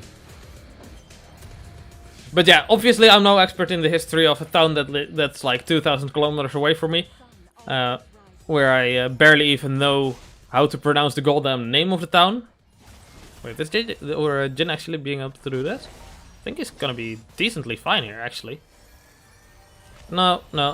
Silver's here. Alright, it's too late. That's unfortunate. But yeah, the history, as far as I understand it, they basically had like a sister town or like a rival town or whatever you want to call it. They had a little rivalry going, and I think the ownership of the town went back and forth quite a few times. And every single time the ownership went back and forth to not only assert dominance, but also like to protect the town from further invasions later on. Oh, for fuck's sake. They just kept building more and more towers to defend from invaders and from things like that. Huh? That's pretty good. But yeah, that's a really cool, a cool little town. Very beautiful. If you want to visit it, it's nowadays it's quite touristy. But you still get the very narrow streets and like the nice little ice cream parlor that's run by a local dude. Yeah, it is a bit of a I don't know. It's a bit of a commercialized place nowadays. Let's just say it's got like a fancy hat store and stuff.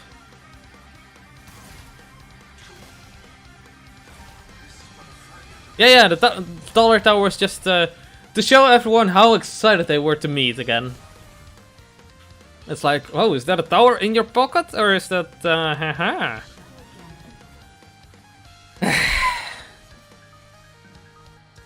Also, Tessin, that's actually really interesting. Can someone check if that's the case for the tower or the church clock in Zilliston? Oh, that's just a coinky dink. Anyway, going back to San Gimignano, if you're like into touristy places, but still want to visit like a place that, for the most part, still looks a lot like it might have, like 1,000 years ago, for example. I don't know how old San Gimignano specifically is, actually. Oh, hold on. Okay, we got him. Yeah, it's a tower measuring contest. Doesn't everyone like a nice, friendly tower measuring contest?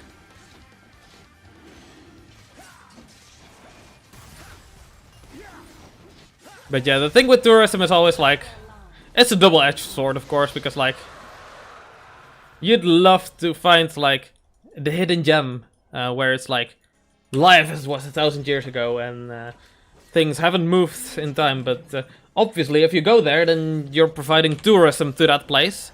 Obviously, you want to buy some local stuff to actually, like, not just be a leech of the place. You want to, like, hold on. You want to maybe buy, if they've got souvenirs, or at least buy a bit of food. Stuff like that. In that case, JJ, you'd love very, very specific places in Egypt. They can be found in the British Museum, so they should be pretty close to home for you. You actually got them there. That's actually insane. Yeah, Egypt is just a province of the British Museum. Honestly.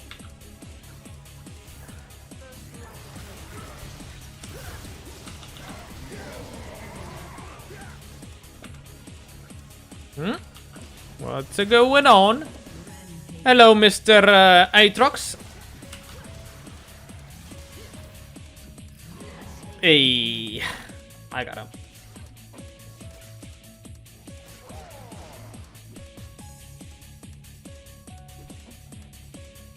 Now, if you want some real nice towns in Florence that actually... Well, none of them will look like San Gimignano might have, because like San Gimignano has like the very unique history, and that's why that specific town is the famous one with all the towers and stuff.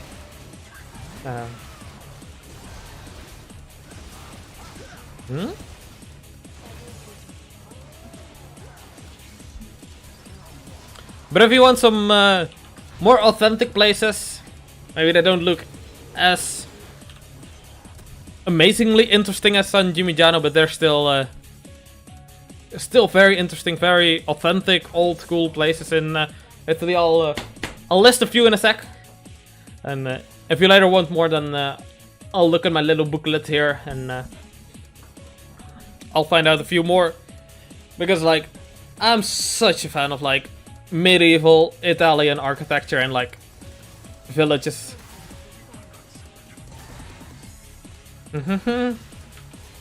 Oops, I fucked that up.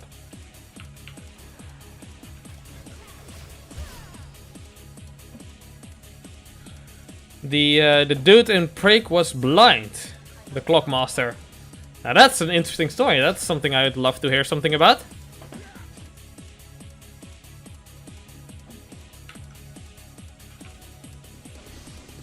So if you're saying it's a legend, then there may not be too many facts in there.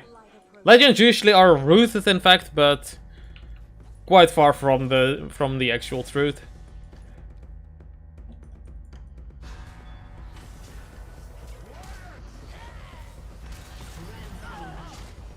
Alrighty.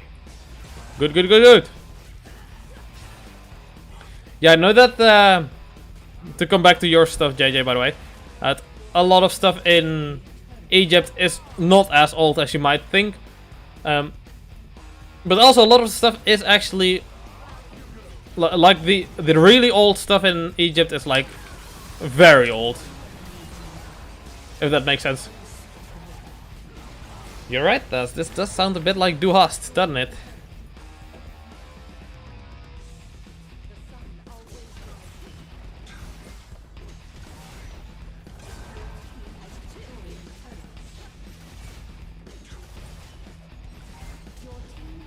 Now, if you want a village in Italy that's a bit more authentic than San Gimignano, which also has a really cool history, kind of similar.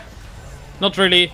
It's just a town on top of a hill in Florence that has a nice wall around it.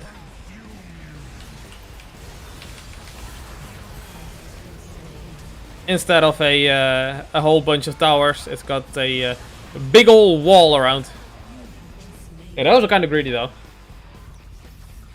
That is called Monteregioni. And now the real gamers among us might recognize that name, because Monteregioni was actually featured alongside San Gimignano in Assassin's Creed. Assassin's Creed. But I've actually been to Monteriggioni twice in real life. It's actually a real life town. It's not a thing that that was just made up for the game.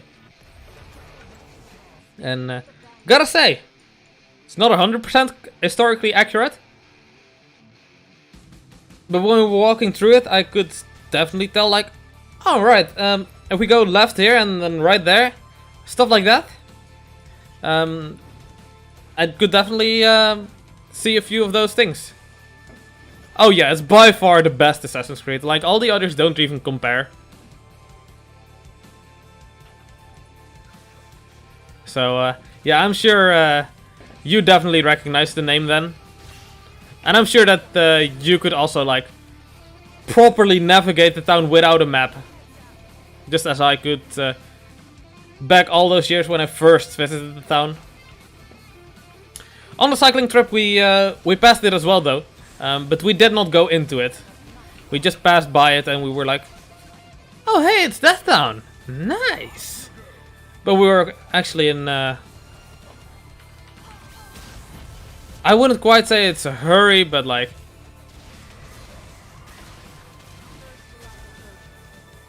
At that point, it was... like, we had a... Schedule is such a harsh term for that. But like, we had a place to be. It was getting late and we needed to make it to the next campground, which was quite a ways away. The Orloi clock? I have no idea what that is, so probably not, but maybe. Oh hell yeah, I'd love to go there again. I'd love to go there again, to that town. Or just like, cycling through Italy in general was just such a blast. Such a good time.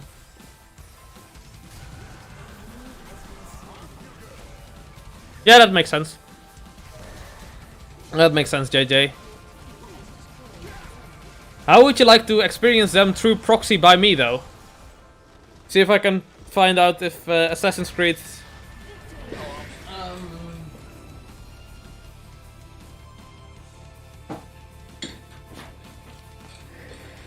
if this one is actually available for PC.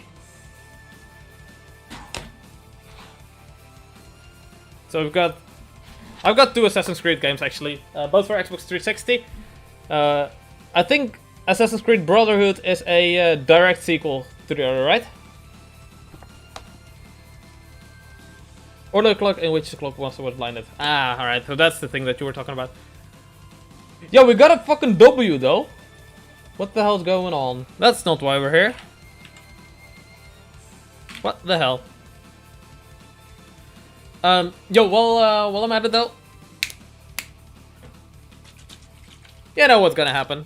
You know what's gonna happen. Holiday Steam games are on Steam. Nice! I'll get on it. I'll get on it.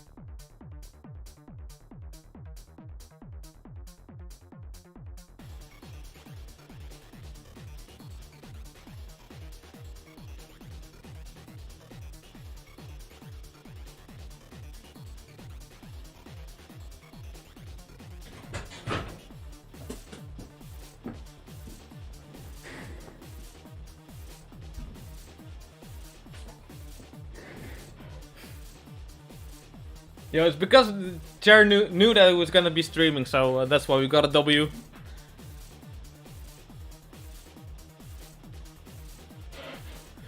Remastered Assassin's Creed 2 looks awful. Oh, what did I... How did they massacre my boy? How did they massacre my boy?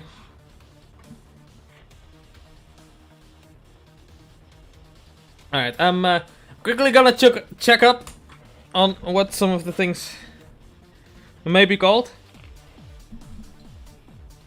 Ah, look at this. Look at this. They got images of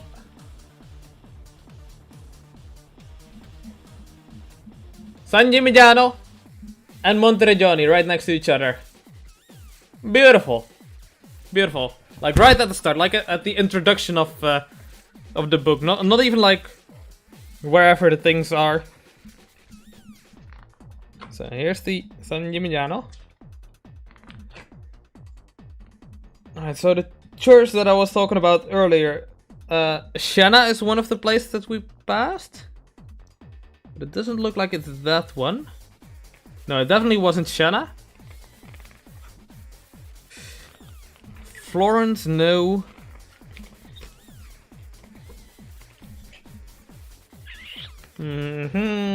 Pisa, definitely not, because that's on one of the arterial roads that you could choose. That's the nice thing about this guidebook, by the way.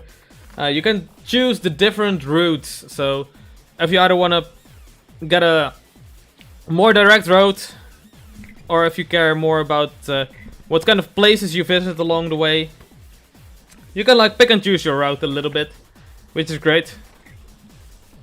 So we try to mix it up. Sometimes we go for the slightly longer route, sometimes we go for the shorter route.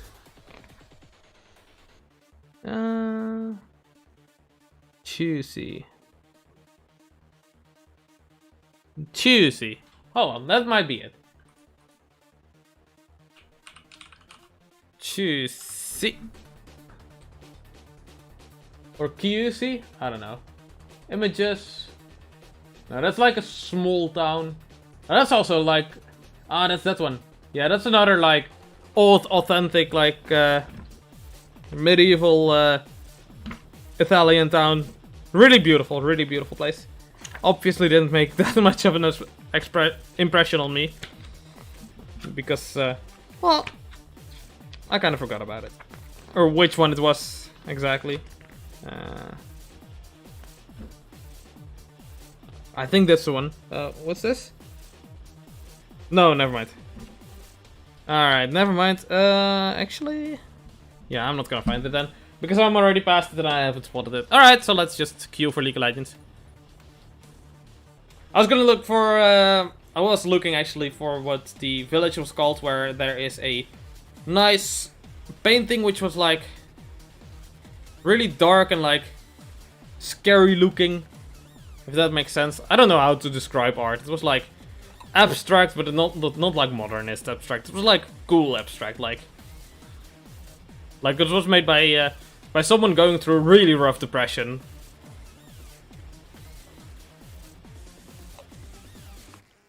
Skoma. Who is Skoma? Is that like the guy that made the clock, or are we still talking about Assassin's Creed, the remaster? Yeah, I gotta open Steam actually, because like Assassin's Creed, if it's as you say, out on Steam, even if it's like, I mean, how badly could they possibly fuck up a remaster? As long as like all of the original content is in there, it's fine, right? Right?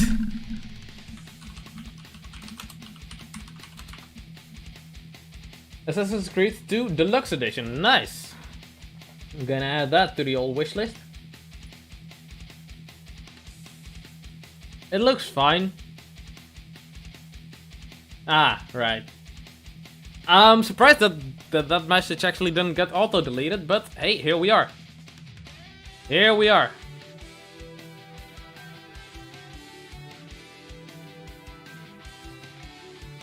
Ethiopian rock churches.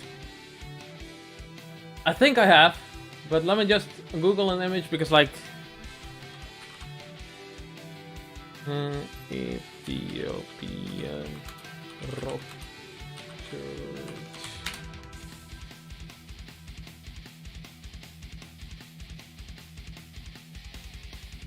Yeah, that stuff looks cool. It's like so different than anything that you would see basically anywhere else in the world, I suppose. Which why I love traveling stuff. Like, it's gonna sound cheesy, and I've said it like dozens of times by now, but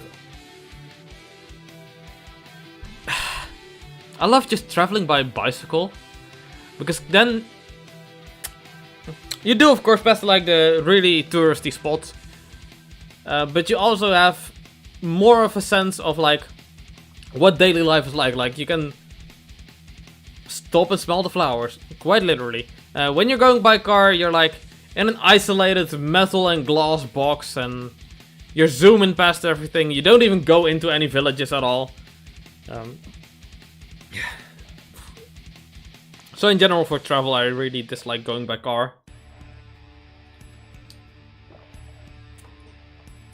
Honestly, I just dislike cars in general. I mean, I know they're useful, but I just dislike them.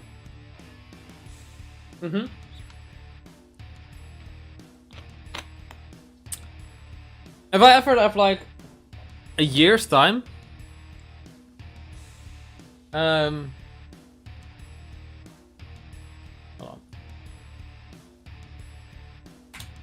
I'm gonna check what all the names are in English.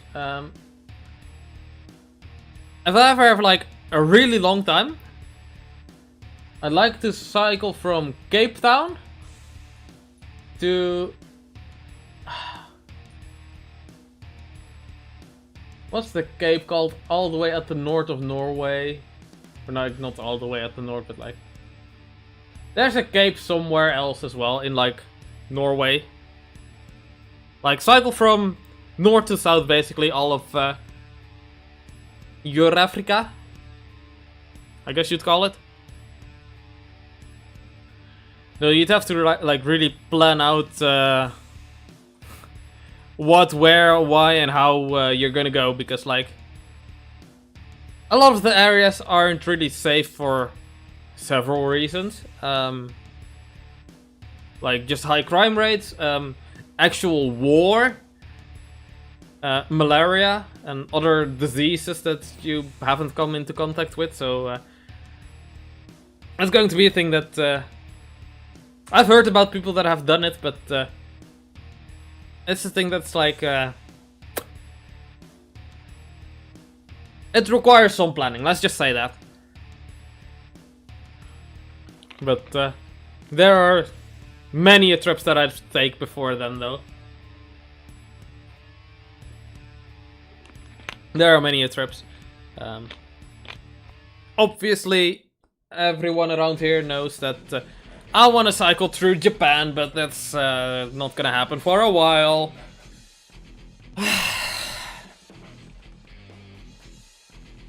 And then I'm also thinking about what other things could you do if, like, I'm going to document at least that trip. See how that goes, see if it picks up on YouTube. Depending on how that goes, and you know,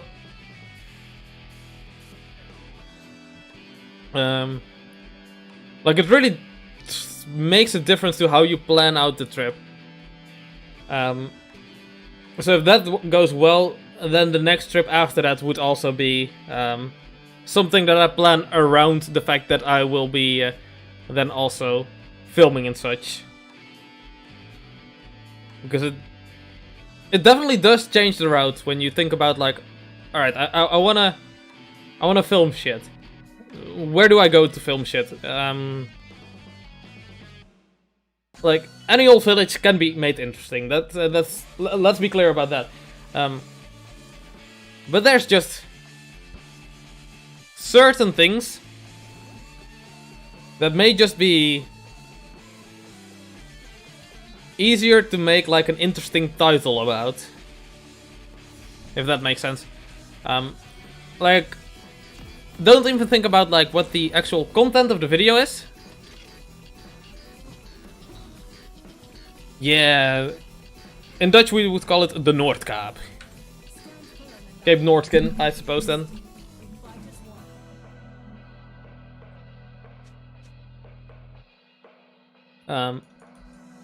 But yeah, if you're gonna film shit, you definitely want to think about like what route you take in terms of what can be made into videos that are interesting for people to click on.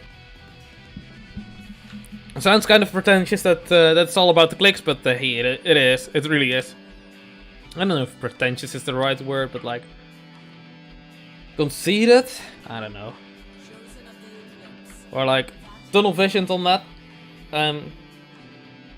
Anyway, yeah, because if you're filming like on the Japan trip, I want to make a video per day. On another trip, I might make a video like every few days. On filming days, you just don't make as many kilometers. And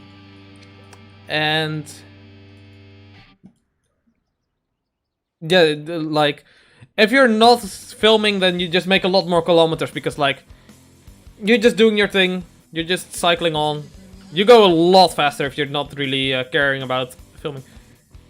Hey, Ben was it, right? Ben, haven't seen you around in a while. How you doing? How you doing? We're just talking about a like cool European architecture and like so. To give you a context about where the topic came from is that a few years back I went on a big long cycling trip around Europe from my hometown in the Netherlands all the way to Rome, over 2,000 kilometers. And I was just talking about some of the more interesting things that I saw along the way, and by now the topic has kind of shifted towards, you know, what might the future hold in terms of cycling trips. Hey, that's a nice surprise then if you were just cycling. That's a good coincidence. I'm doing pretty good. Actually, in terms of League of Legends, I'm doing really bad. Like, really fucking bad. Oh, that's not even funny at this point. My boy Malzahar is doing pretty good though.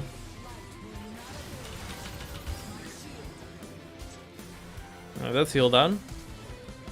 He's got a big shot though. Oh! Is he gonna go for it? Ah, crap. He went for it. But yeah, I'm doing pretty good in general.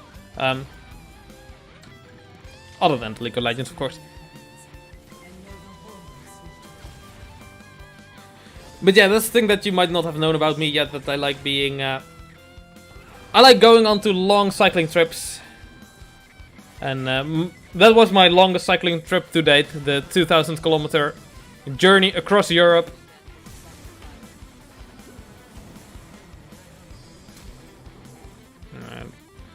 I'm just gonna make sure that he doesn't run away. Alright, good.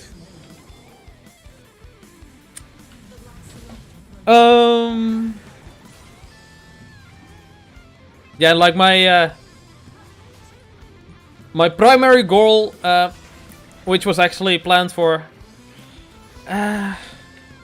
was planned for 2020. I think at some point I was like hopeful it might happen in 2020, but even then it would have been a pretty short day for me, and I would not have had the time to like plan it out properly. But I want to cycle across Japan from the northern tippy tip, from Cape Soya all the way in the south to Cape Sato. I may have reversed those. Maybe it's Cape Sato to Cape Soya or difference. I don't know.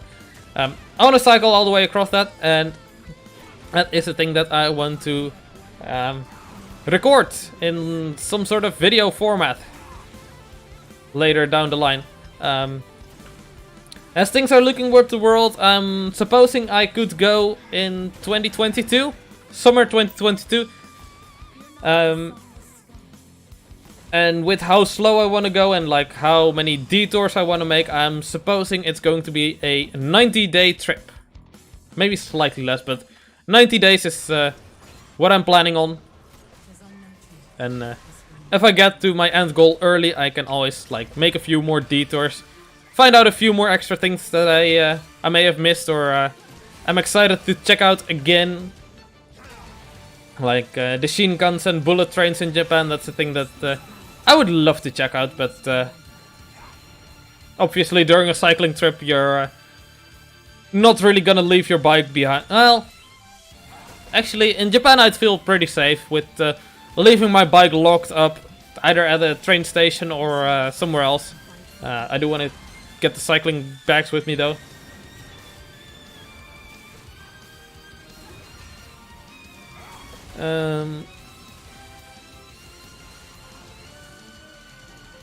But yeah, that's the thing that you should look forward to videos of me cycling through Japan in 2022. Videos will probably start coming out like I'd say like October or so, something along those lines. Is this fine? Are we fine? We might not be fine here. We might very well not be fine. We didn't even get a kill there, by the way. So that's beautiful. Didn't get the dragon, didn't get a kill. 3 of us died. I think we're taking another L here.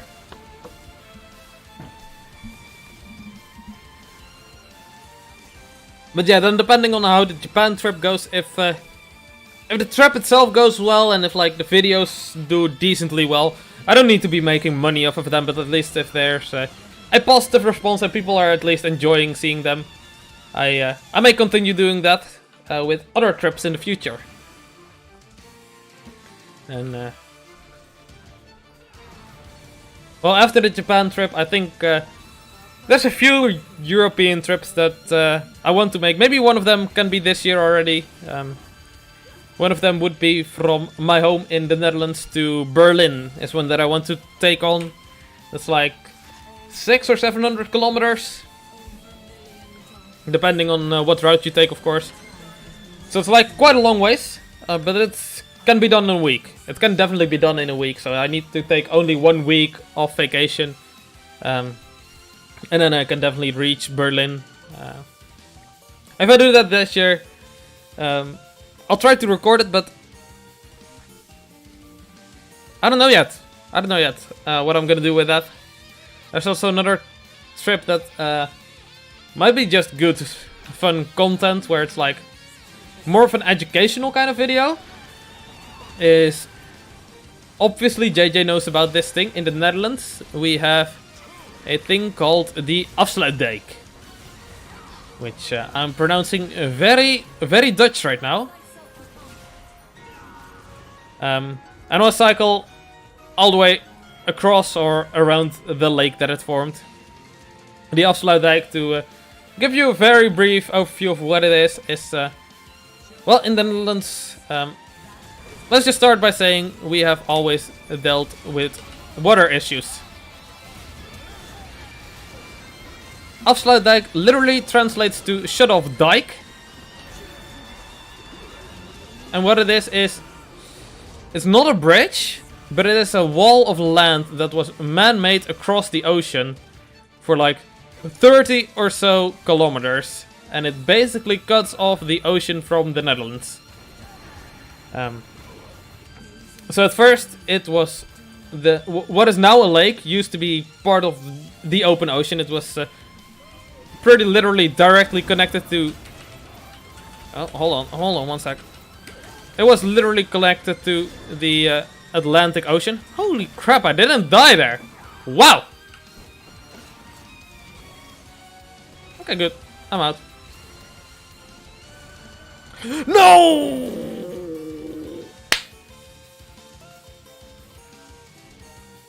So, big land wall. At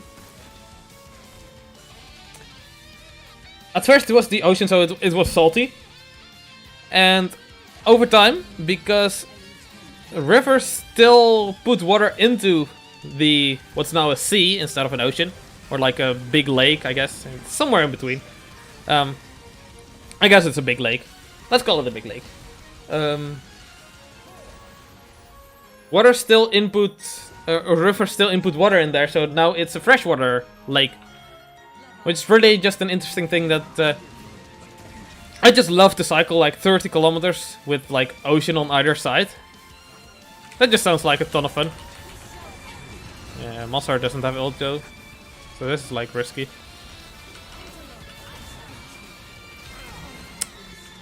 I shouldn't have gone there. I should not have gone there.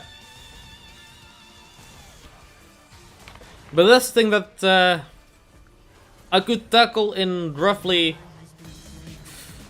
If I was really pushing it 3 days, but I'd say 4 days. 4 days to do that.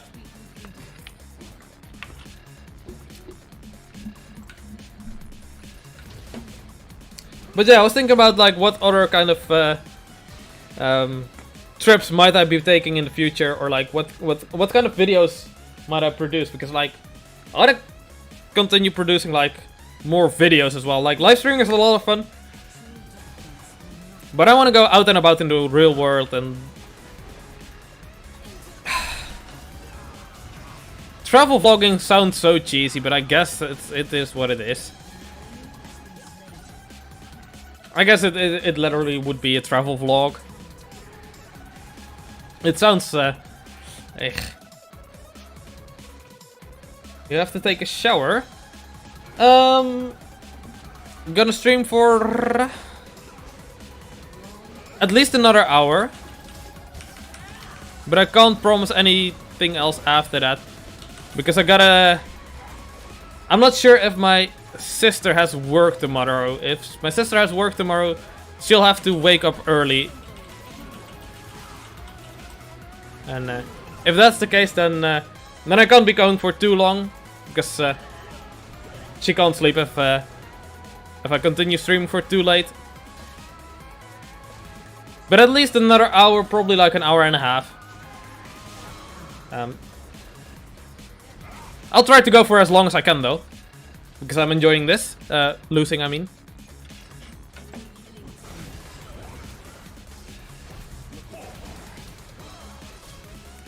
But yeah, if you got any suggestions on where to go later, toodles! If anyone's got any suggestions about where to go, maybe by bike or maybe by different means of transportation that might be interesting, then be sure to let me know.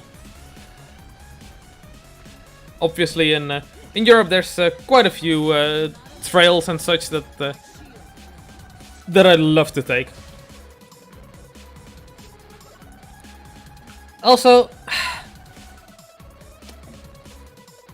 okay, so my father, he has a GoPro Hero 8 Black, but I personally would like to have like a newer model, or at least have my very own GoPro, and in that case I would just go for the newest one. Now here's the thing though, very likely there's going to be a new model coming out in September, because that's what they've been doing every year for, I think, quite a while now. I'm not really a complete expert on GoPro stuff. Also, for fuck's sake.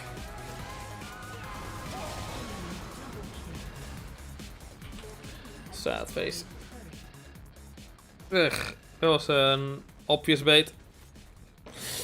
Ha! The ever darkness will not claim you yet. Yeah, the GoPro. I would like my own. Thing is, do I buy one like now or like in a month's time? As I said, I have that vacation, that week off in at the start of June. So potentially, as I said before, depending on how the world goes, I may be gone for a few days. If I can cycle to, if maybe I can do that Afsluitdijk videos, those Afsluitdijk videos, then then I'd love to do those then. Alright, let's do another attempt at killing Senna.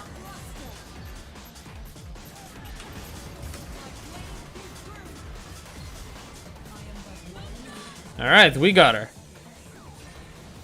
So yeah, that would be like a few days. Wouldn't be too massive of an undertaking. It wouldn't take all week. But I would be out of it for a few days then. And by that time I could definitely borrow my father's GoPro Hero 8. But I could also just go ahead and buy a GoPro Hero 9. Because those are already out. And GoPro Hero 10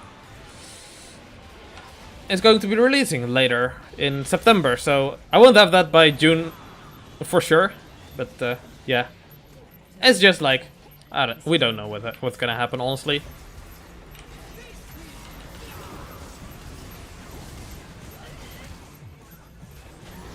Alright, we got him. We got him.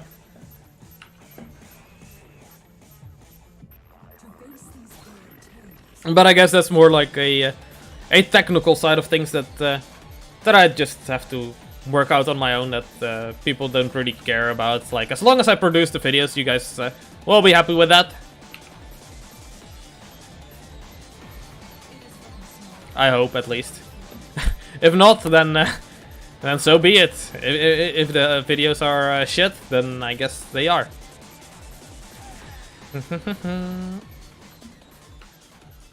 That guy's taken out my ward. Beautiful. Alright, let's go base.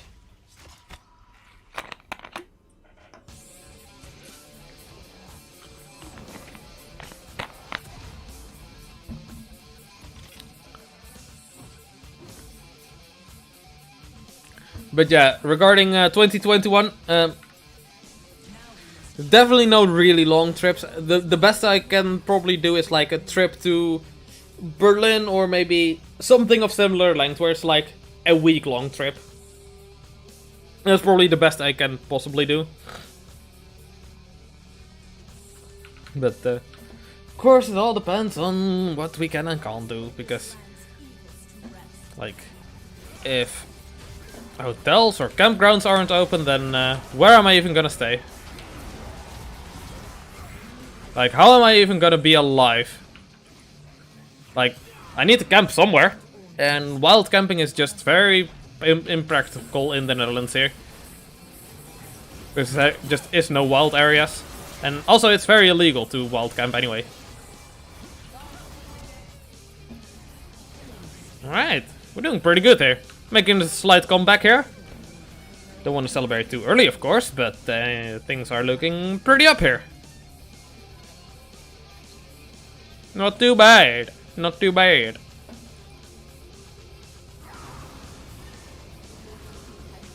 There's also a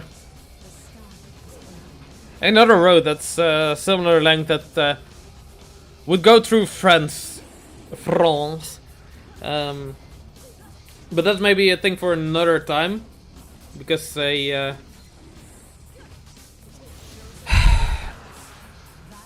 have to go there by train and then cycle, and that's like just a lot more effort. That's just a lot more effort than just going out from my own backyard. Starting at my own backyard is just nice.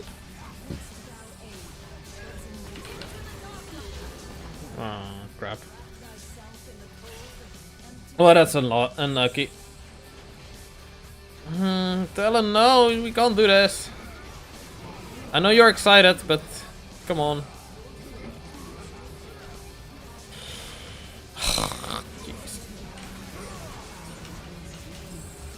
I'm out of mana. But at least I still had one ward. There's a mana plant here, so I'll take that. But the route in France is from the ocean on the west side, on the west coast, going inlands past a river. It basically follows a river, which is a nice little cycling path of a few hundred kilometers as well. It's not too long. It's not too short either. Also probably like a week of cycling. Actually, I have Google Maps. Oh no, I can't look it up right now.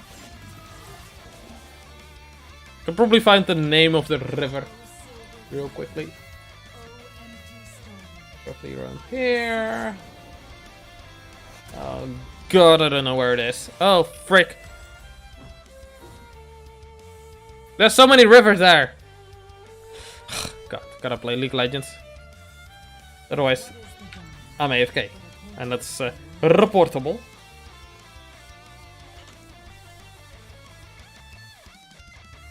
Now, one of the great YouTube channels, The Tim Traveler.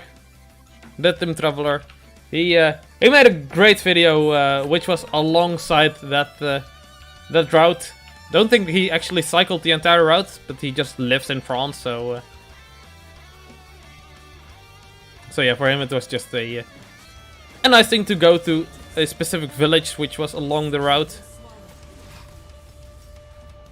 Okay, I'm gonna go around. Ugh, I'm kind of late here. Actually, by now they're already pushing in. Whatever, I'm going around this way still. Now, the Tim Traveler made a video about the village that is built inside of caves. I think it's something like that, and you can cycle through it. The village inside of a cave that you can cycle through, or something like that.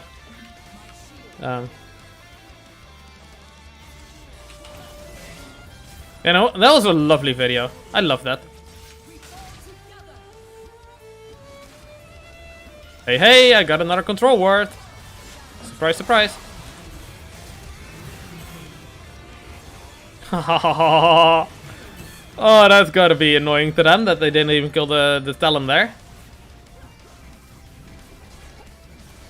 Yeah, let's get this tower and let's skedaddle. Let's skedaddle. I'll try to link it after the stream to whoever is still interested in that.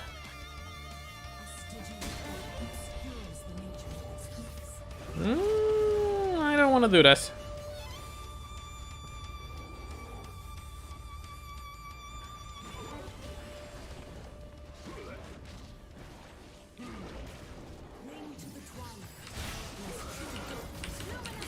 Alright, gotta ignite him for the anti-healing. He's still healing a lot, but not as much as you would if I hadn't ignored him. Ignite reduces his healing by like half or something like that. Ridiculous.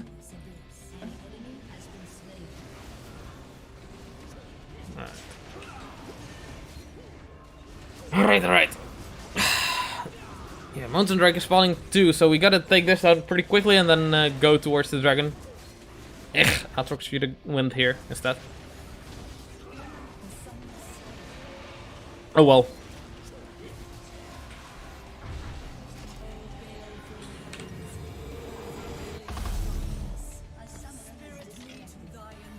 But yeah, for now those are the main trips that I have in mind. There's a few more that are also like interesting to me, which I could do as day trips, which might be interesting videos. So I could like keep that series of videos going after I started up with a trip to either the Afsluitdijk or a trip to Berlin or something.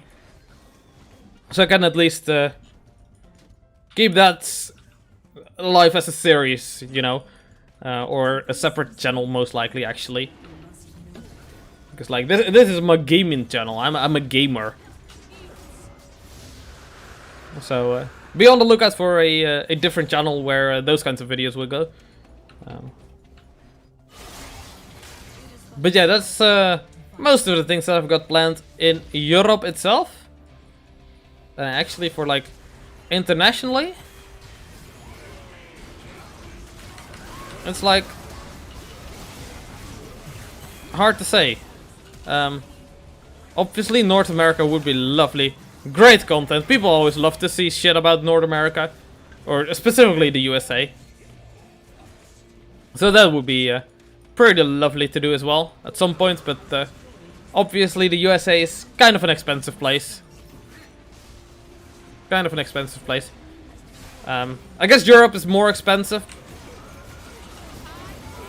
but if you consider like flying out there with a bicycle, flying back home also with a bicycle, yeah, costs start adding up.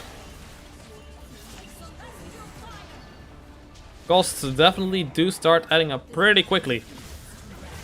Oh no, I don't know if we can do this. Can we do this? We're decently fine. No. Okay, I'm done.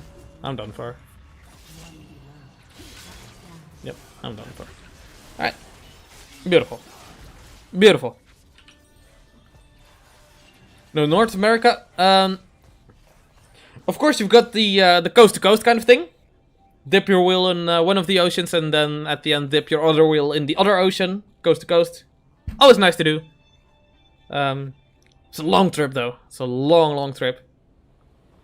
You can also do. There's a few places where a north to south kind of trip would also be like really awesome. Like you could start up at Chicago and end up at New Orleans or something like that. Follow like the Mississippi River Basin or something like that. Or Delta or whatever it's called. I don't even know. The place where all the water basically all collects into the Mississippi River.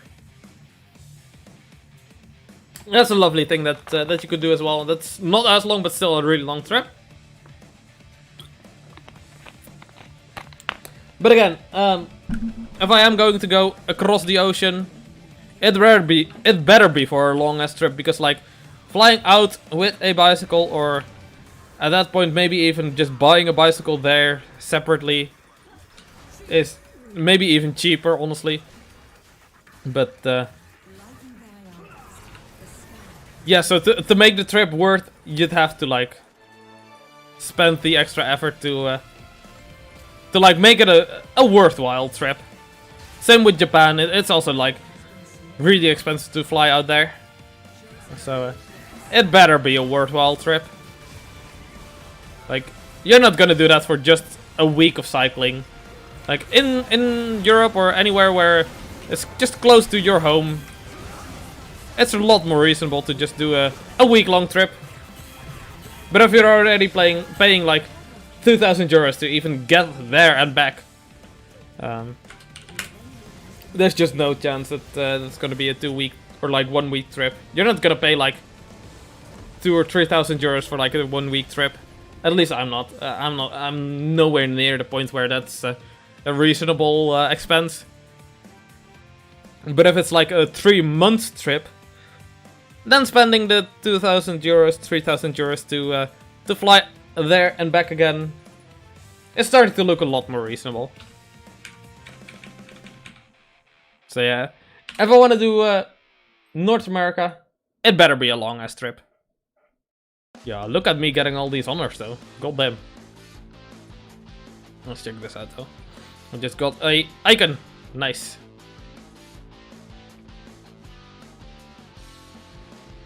So yeah, one of the other things that I thought might be like a good clickbait thing, or like maybe not clickbait, but like, well, definitely not clickbait, because if I do the trip, then it would be delivering on the promise of whatever the video is called.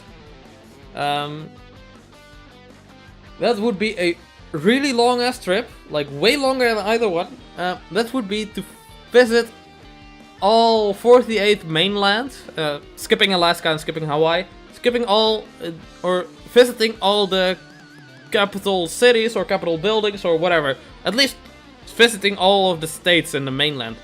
Now that would be an amazing trip, I think, because then you can really get a sense for like the scale of the USA in general, and like how different each place is. And I think a lot of the USA is safe enough to do something like that. I would not do something like that in, say, Africa, for example. I think there's just too much crime, especially versus against people like me.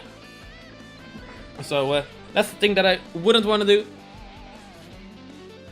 But in America, in the USA, I would love to visit, do a trip like that.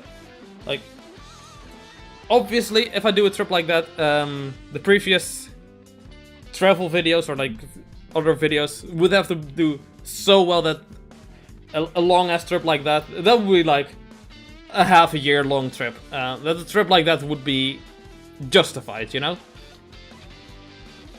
But yeah, if I'm just working a regular job, then obviously a trip like that would definitely not be justified at all. But yeah, that's one of the other things that I wouldn't say I'm planning to do, but like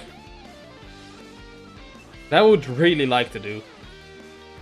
I mean, if the videos don't take off, it might be like a retirement thingy that I do, like take a year off to cycle and then settle down in the Netherlands and just game my days away or something like that.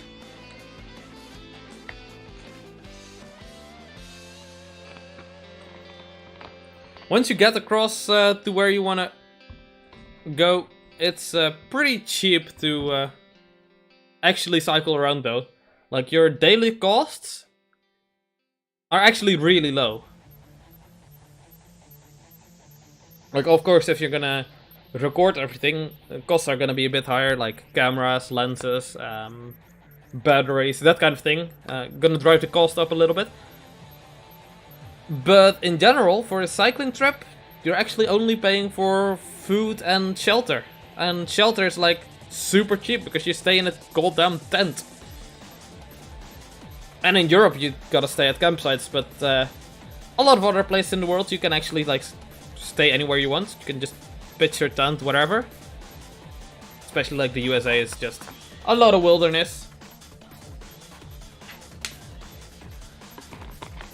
So usually you don't even have to pitch your tent there. So like a lot of the costs are just to food, which is great. So it's actually not too unreasonable to say like live. Like if you're really trying, you can probably get it down to like 25 or 30 euros a day in total for a trip. But yeah. As I said, I like to do a little bit of the touristy things along the way. Get a little bit of a better food if I can. Like taste the local cuisine, go to a local museum, that kind of stuff. Maybe a theme park or something, that would be awesome as well. Oh, that's the thing that I want to do when I'm in Japan. Nintendo Land. I was seeing a few TikToks lately about Nintendo Land and it looks so cool. It looks like they actually straight up ripped it out of Super Mario 3D World. It's so cool. I hope they add more to it to make it like actually Nintendo Land instead of Mario Land. Because like the thing that everyone always shows on TikTok and in videos in general is just the Mario Land kind of portion of it. But yeah, that's definitely a thing that I want to visit once I get to. I think that's near Tokyo, right? In or near Tokyo. That would be amazing. I'd love that.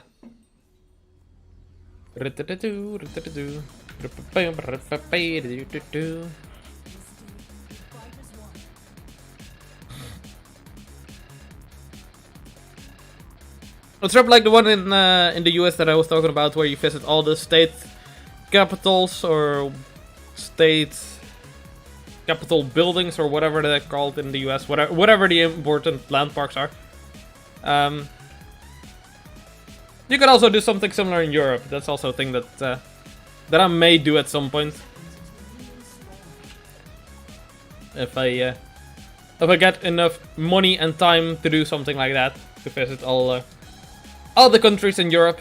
Obviously not the UK, because the UK is not in Europe. No, I'd go for Europe as a continent and not Europe as a European Union kind of thing. Because I think that would make more sense for a trip like that. I don't even know, like... Actually, yeah. Norway has free travel, right? Norway, I believe, has free travel as well. I do know that if you want to send stuff to Norway, you do have to like go through customs. Or the package goes through customs. But I don't know if that's the case for like... Hey, hey. Are you alright? The dude was just AFK for a sec, apparently. I'm going this way because I'm late. Gonna take a little bit of poke damage here, but at least I'm not missing any XP. At least I'm assuming they're gonna poke me. No, they're not even gonna. Alright, good, good, good. We're chilling.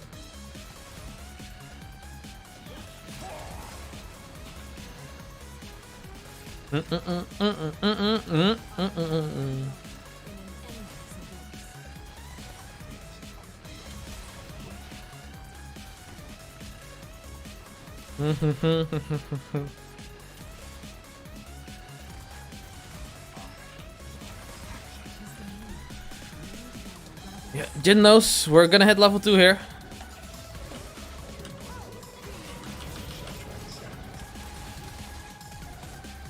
Ah, Jin could have maybe flashed on there. She still has heal up though, so I can't kill her yet. Unfortunately.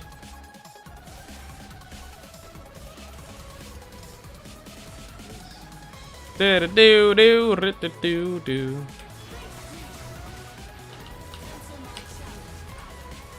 Wait, am I fine here?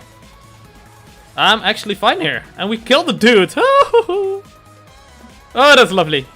Love it when the enemy ganks and we take them down instead. Yeah, I want to go so badly. Bruh, what did you expect me to do? I mean, I'm gonna stay here.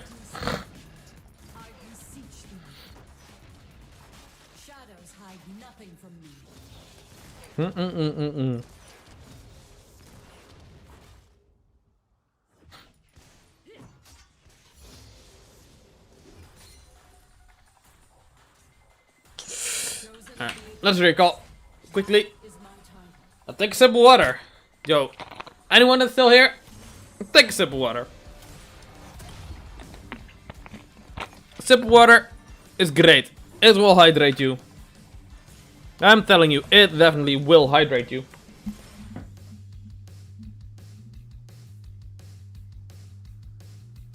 The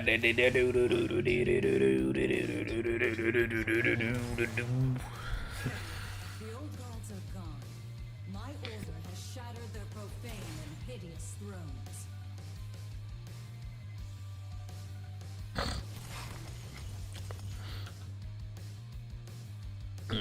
I'm not in time for the Canamine. Oh well. Yeah, we want to fight this shit though. Jin has more items than Jinx. And we're Jin and Leona versus a Jinx Lulu. So in terms of fighting capabilities, definitely in our favor. But she's still staying here. What a silly gal. Oh well. I'm doing fine.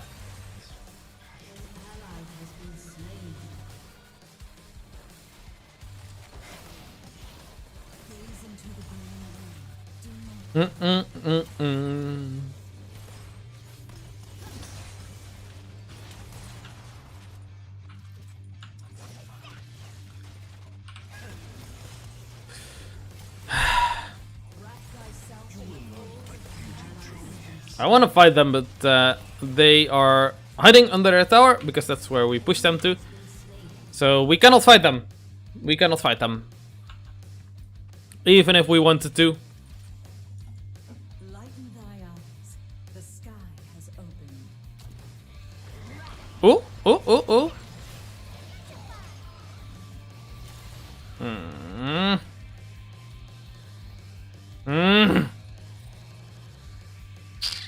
us put this land's evils to rest. Okay, denied some minions here. So we're good. We're chilling. Qasxz is gonna come here as well. If we can slow them, then I can definitely stun one of them up. He is going for the sneaky. They don't know what's gonna hit him. The wave is currently in a shitty position where Qasxz won't be able to go into the fight. Into the fray! Now that's an old school League of Legends meme. Into the fray. That's a quote from an old champion, or... She still is a champion, but she got reworked. They didn't delete champions of the game, of course. They just reworked her, so now she's stronger than before and more enjoyable as a champion, I suppose. Wait, when did I place my control word there? That's mine. When did I do that? God damn, that's a big dick control word. This is an enlarged PP control word. Of course, it's my control word then, but still. Don't remember it. Oh well, it is what it be.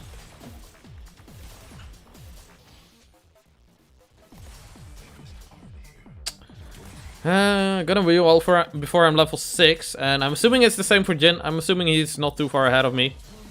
I'm assuming he is a little bit ahead, because it just seems to always happen that way. It just always seems to happen. I mean, with the Shoko shit earlier, I guess he did get a little bit more XP.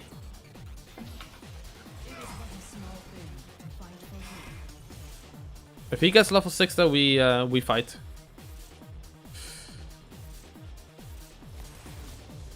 Okay, he's level 6. Oh no, I should have notified him of my plan. Okay, I locked him up for a sec. Yes! Woo! And he still has ult. Alright. Lulu is dead. For sure. Wait. No. Wait. No! Oh no! Oh gee. Oh gee. That's quite yikes. That's quite yikes.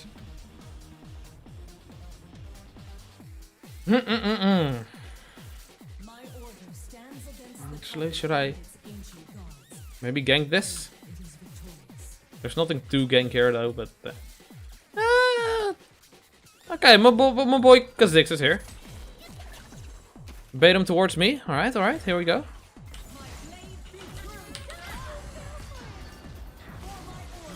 Okay, nice. Nice. They know that I'm here though, so Jin has to be careful. I'm assuming he will be though. He's a big boy. He doesn't seem to be too stupid. He doesn't seem to be running into the enemies as soon as he can. But I will. That's why I'm here. That is why I'm here.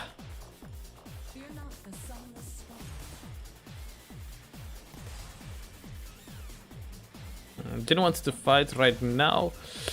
I'd really rather have my ult first. If at all possible.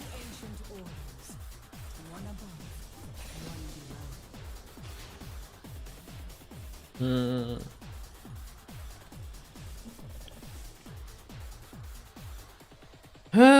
enemy bot lane is being annoying because we don't know if they're based or not. They are based. Alright. Push this in.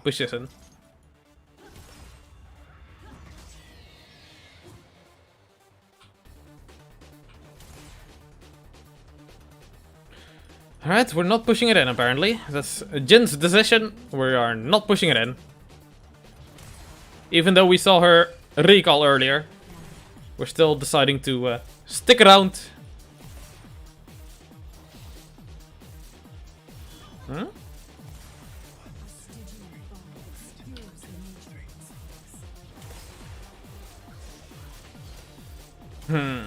Well, that's annoying. Oh well.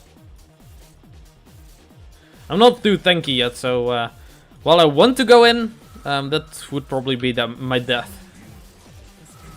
Because while we are strong, not that strong. If Jin was a little bit closer, we can definitely 2v2 them though.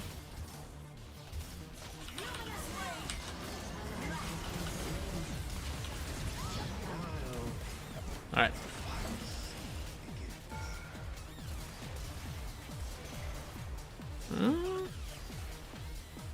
We may still be able to kill her. Never mind. We might not be able to kill her still.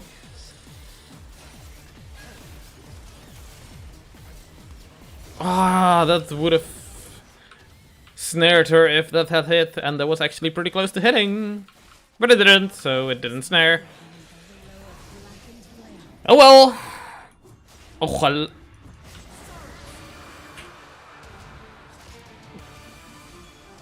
Yo, careful there, Qasxz boy. Little cricket. Let's get some of these. Let's some of those. Some of that. Some of that. Alright. Let's go on another tour of the Summoner's Rift, actually. Let's go mid lane. Because Jinx is just basing right after us. I believe that she was basing right after us anyway.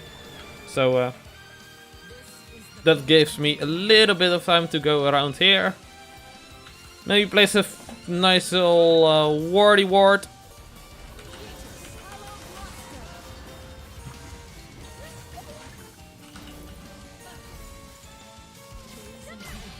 Alright. Can he actually get her? Oh, that's actually nice.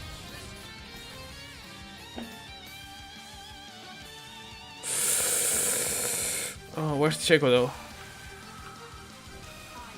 Don't want to run into the Shaco. Ah, they're gonna remove the ward. Oh well. Oh well.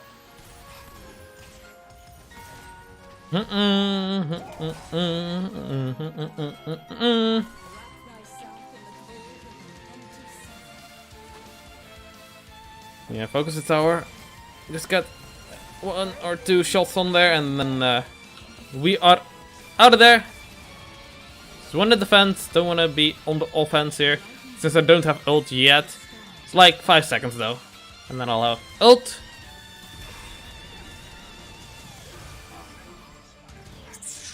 Still, we don't know if Circo is actually based or not. Even if he didn't base though, we want to keep him here actually. We don't want him to base. We don't want to fight either, but we don't want him to base. Because we got a... Oh, they actually already lost the Rift Herald. Right, never mind. It's all good. We're chilling.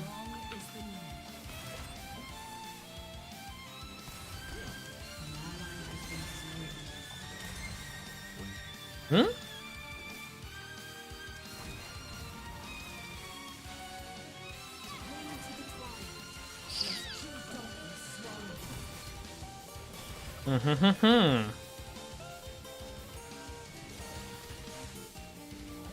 Yeah, they knew I was in there, so. And Jin also doesn't want to fight. Understandable. Have a great day.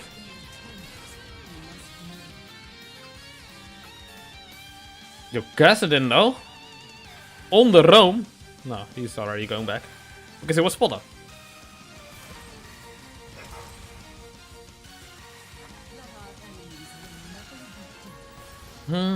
Shaco is in this bot side jungle, so we gotta be careful of him. He's going to be here soon.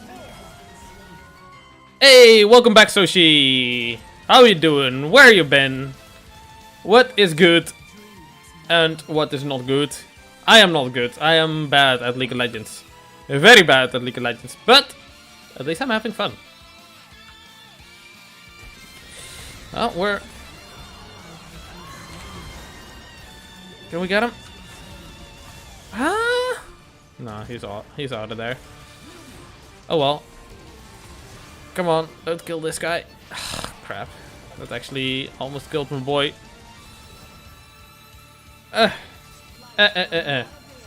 Hey, Aven with the Terraria.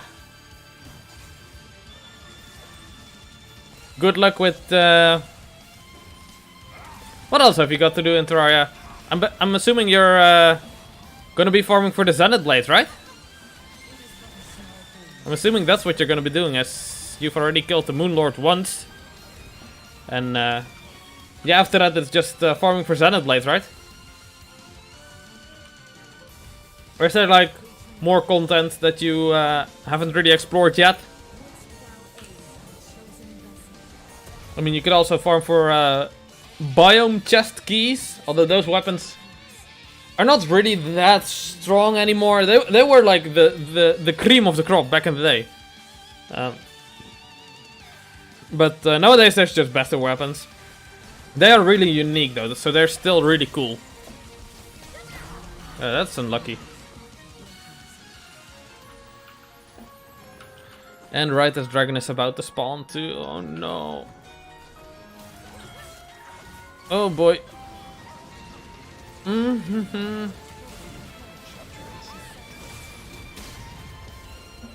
on, I'll read your message in a sec.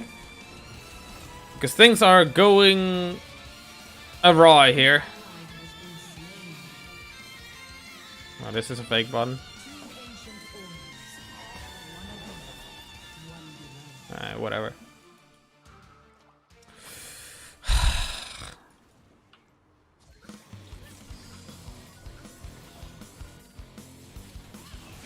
Yeah, really can't deal anything. Yeah, that's dragon gone. Oh well. Oh well. Yeah. When I was farming it the very first time, I had a lot of trouble also with the enchanted sword, actually. That's one of the ones that I took the longest to find. I think eventually I just started fishing for it. Because you can get it from specific crates, I believe. But yeah, it took me a while to get that one. Which was annoying, but hey. It is what it is, you know.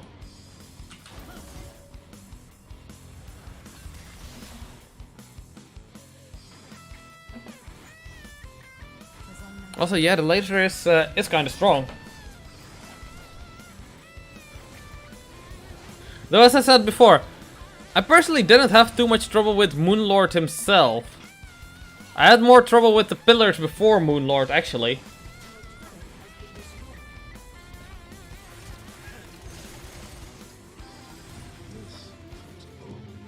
In your first place, you mean the enchanted sword that I was talking about? I wouldn't use the enchanted sword versus Moonlord. If you are and actually able to kill him, then hats off to you, because the enchanted sword deals like 20 damage. And that's before armor or anything.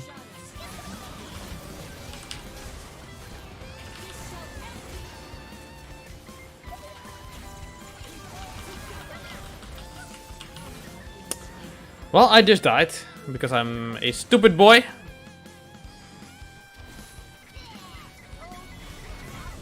Yeah, so, judging by your reaction, I don't think you are using the... Well, what the fuck is this guy doing? You are not using the enchanted sword, right? I did find an enchanted sword shrine with the enchanted sword in my world, though. In my my current playthrough world. So we've got at least one. Gonna probably want to see how many of those swords I can get before I enter hard mode.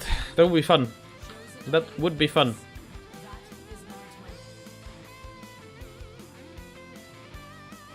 But then again, gonna have to see if I'm even able to enter hard mode to begin with, because like, game is tough. The game is real tough. Yeah, Dukefish Ronbow. I think I used the Daedalus Stormbow. I think I used that one. Don't know what arrows I used, but I think I used that bow. Probably like holy arrows or something.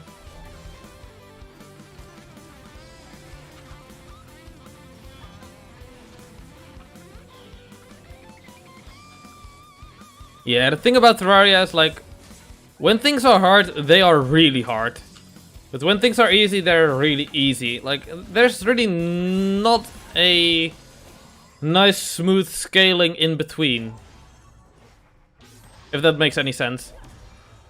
Like my current playthrough, To the burning ring. Do not like Eye of Cthulhu, I one-shot. Easy. Easy. But the next boss, I basically instantly died like 7 times until I was able to fight him. Until I find the right strategy to fight him with the star cannon and such. But even then, or like after that, once I found a decent strategy, I did die still a few times. It was still tough actually. But yeah, it made such a huge difference actually.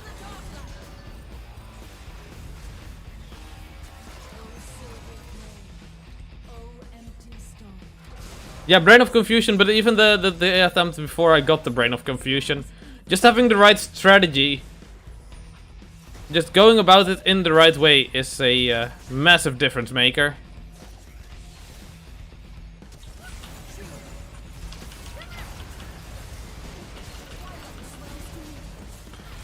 Ay, ay, ay, ay.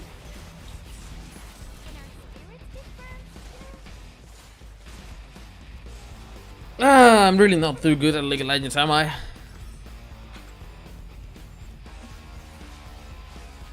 And I'm assuming that's going to be the case with the Skeletron as well. Like, I have now had like quite a few attempts where I basically instantly die. But I think if I have like a right setup with the right traps in the right places, that he then becomes like pretty damn easy. Or like, not a complete pushover because like, it's still like master mode for the worsty, so it's still gonna be like, he's still gonna pretty much one-shot me. If he gets onto me while spinning, then I'm basically dead. I really don't have anything to do about that. Even with Brain of Confusion, he just hits so often for so high that that is not a thing that you really can do anything about.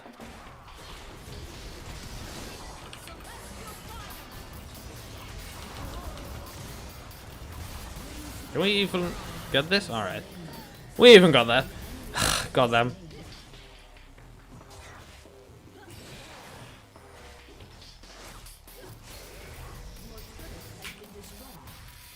Yeah, definitely. When you're doing late game boss fights, always apply the Ichor effect. Ichor is just so nice. It's definitely a must-have for every boss battle. Every boss battle. Isn't there like also a few accessories that also give like fire damage, I believe, to your weapons? I'm not sure about that. I think there is something that does that. 2k DPS isn't... It's really high, of course. Yeah, so definitely if we're talking about single target DPS, that's actually quite insane.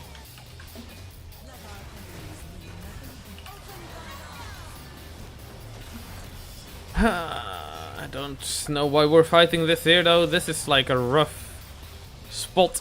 We are in a rough spot. Oh, what the hell is Urgo doing here? My boy! Crab boy! What are you doing? Oh god.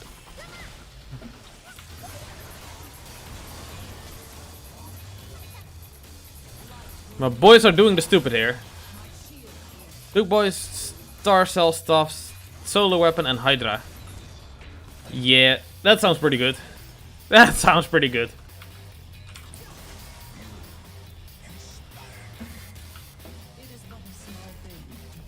Though again, I don't really know too much about like late game weapons in the current patch.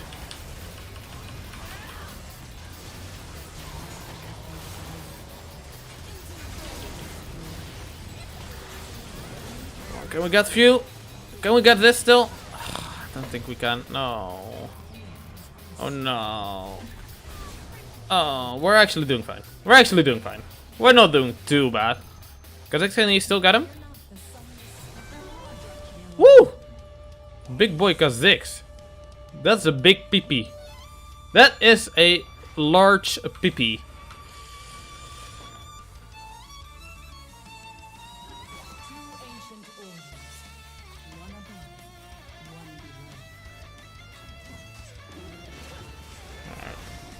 I should be tanking, so Qasxz doesn't need all the HP thingies that he can get.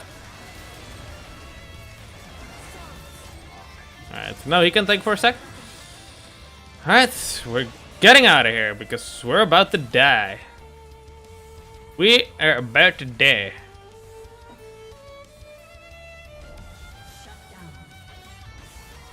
I'm assuming you're not using bunny strats, by the way. Right? Because you're not in a... You're not in journeyman mode, right? So bunny strats are not very viable for you. It's just too much effort to gather all the bunnies. Oh, the bunny strats are really fun to pull off. They are really fun.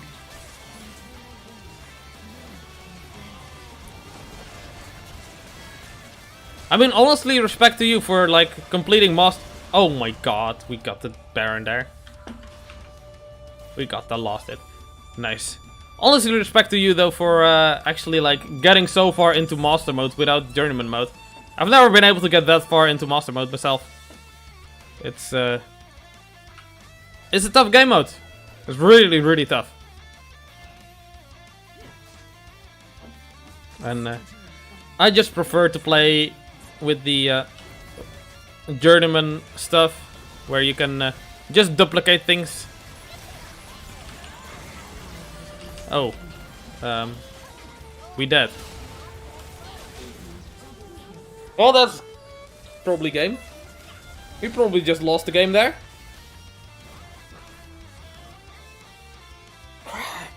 Ah. Oh, that's frustrating.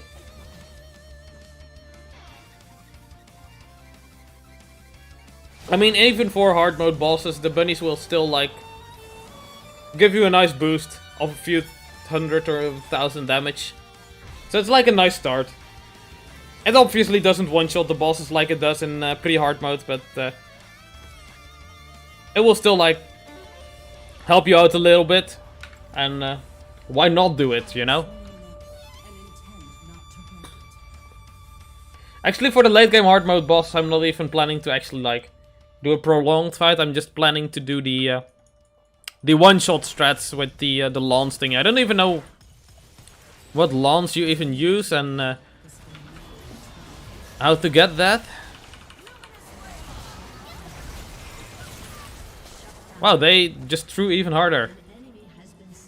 150,000 HP. Yeah, if you're able to take like 2,000 HP off him right at the start, that's gonna not be a huge difference, of course, but hey, why not at least try it?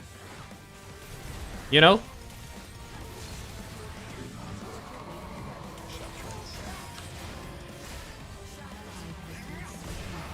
That's at least my reasoning.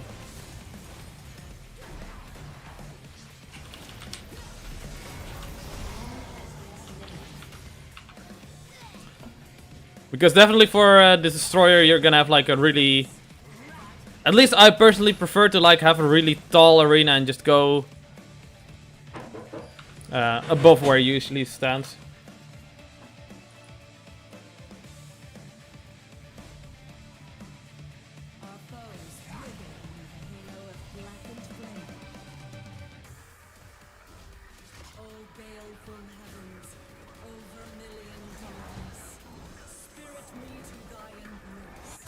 Excuse me. Yeah,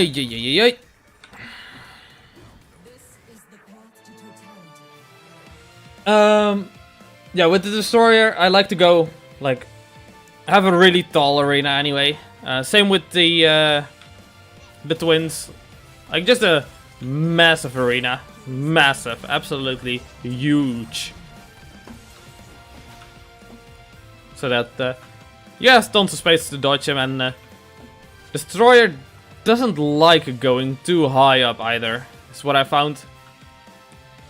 He can go like really high. I don't think he can go all the way to space. I think at some point he might despawn even.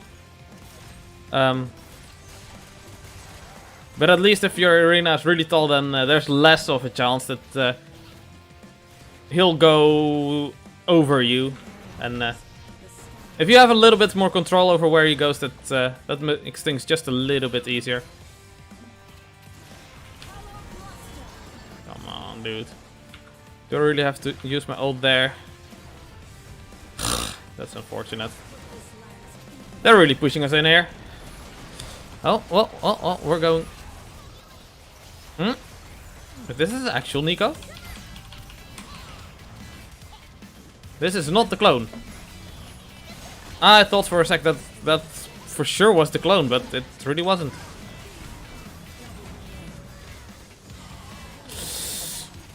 Wait, this fight is actually going good.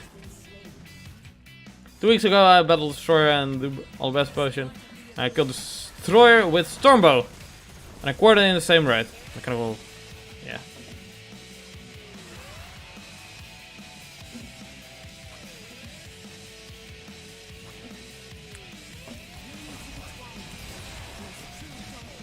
Yeah, I mean the mechanical bosses really aren't that strong. You can definitely kill a few a night. Though I am planning to freeze the time thingy using the for the worthy thing for any bosses that may take more than a single night.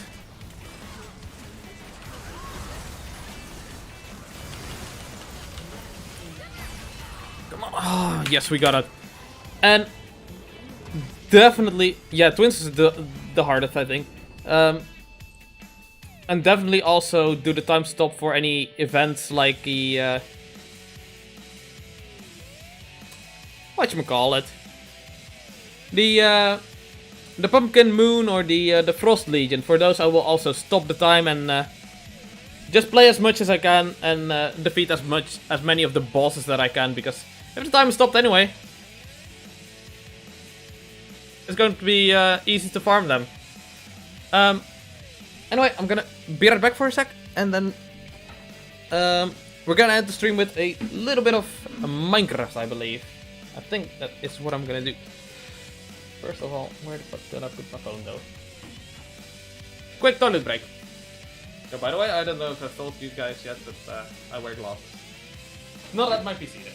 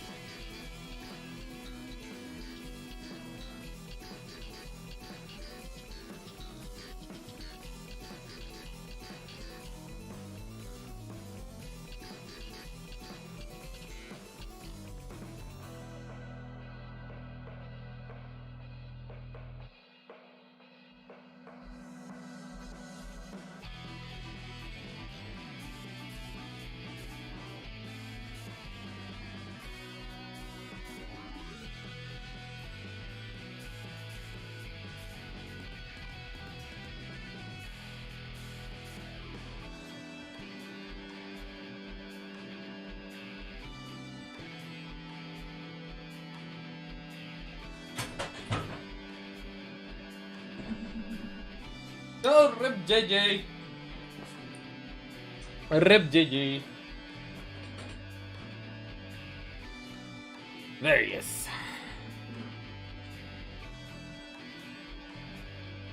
Alright, yeah, so Onyx Blast for the twins with Cursed Flame Bullets and Stormbow with Icar Arrow. That sounds pretty nice, yeah. Wait, do Cursed Flames and Icar, do they stack? Because that sounds kind of nice.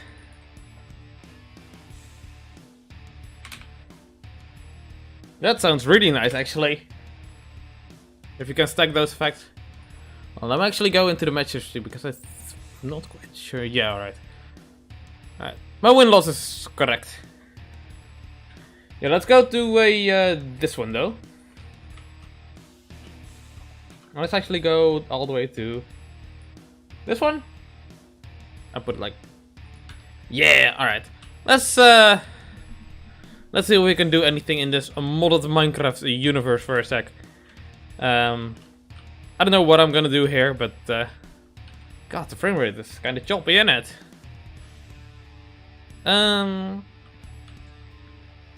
Hey, we've got a fluid cow here. Liquid caramel. Please die. I don't need that guy. I'm gonna keep the llama though. The llama is nice.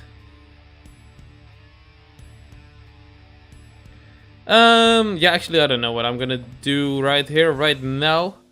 Because here's the thing. I want to go into the Twilight Forest. Did I play at mod? I don't know what you mean by that. I want to go into the Twilight Forest.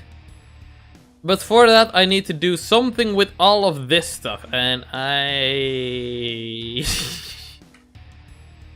don't know what I'm doing with this. This is just banging my head against the wall, but the wall isn't even there. I'm just banging my head against nothing. Let's see how the cobblestone generators are going.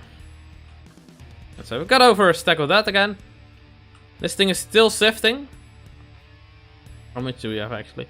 We still got like 1,500 stacks in there. So it's sifted quite a lot already, but it's still got quite a ways to go. Look at this though. Ooh! Over 100 stacks of redstone already. Ugh. That's beautiful. That's a beautiful thing. I can definitely finally start to actually do more things around. Yeah, I don't know. I don't know what else I'm gonna do here. Unless you have any suggestions, I'm gonna call it quits right here. Because I don't know what else to do. If you have any suggestions, then hit me up. Oh, well, I hit JJ down though.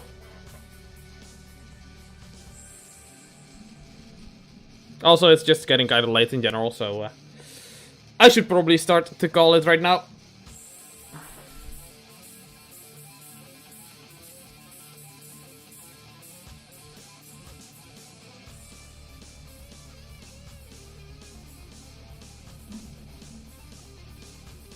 Alright, it's a JJ stream now.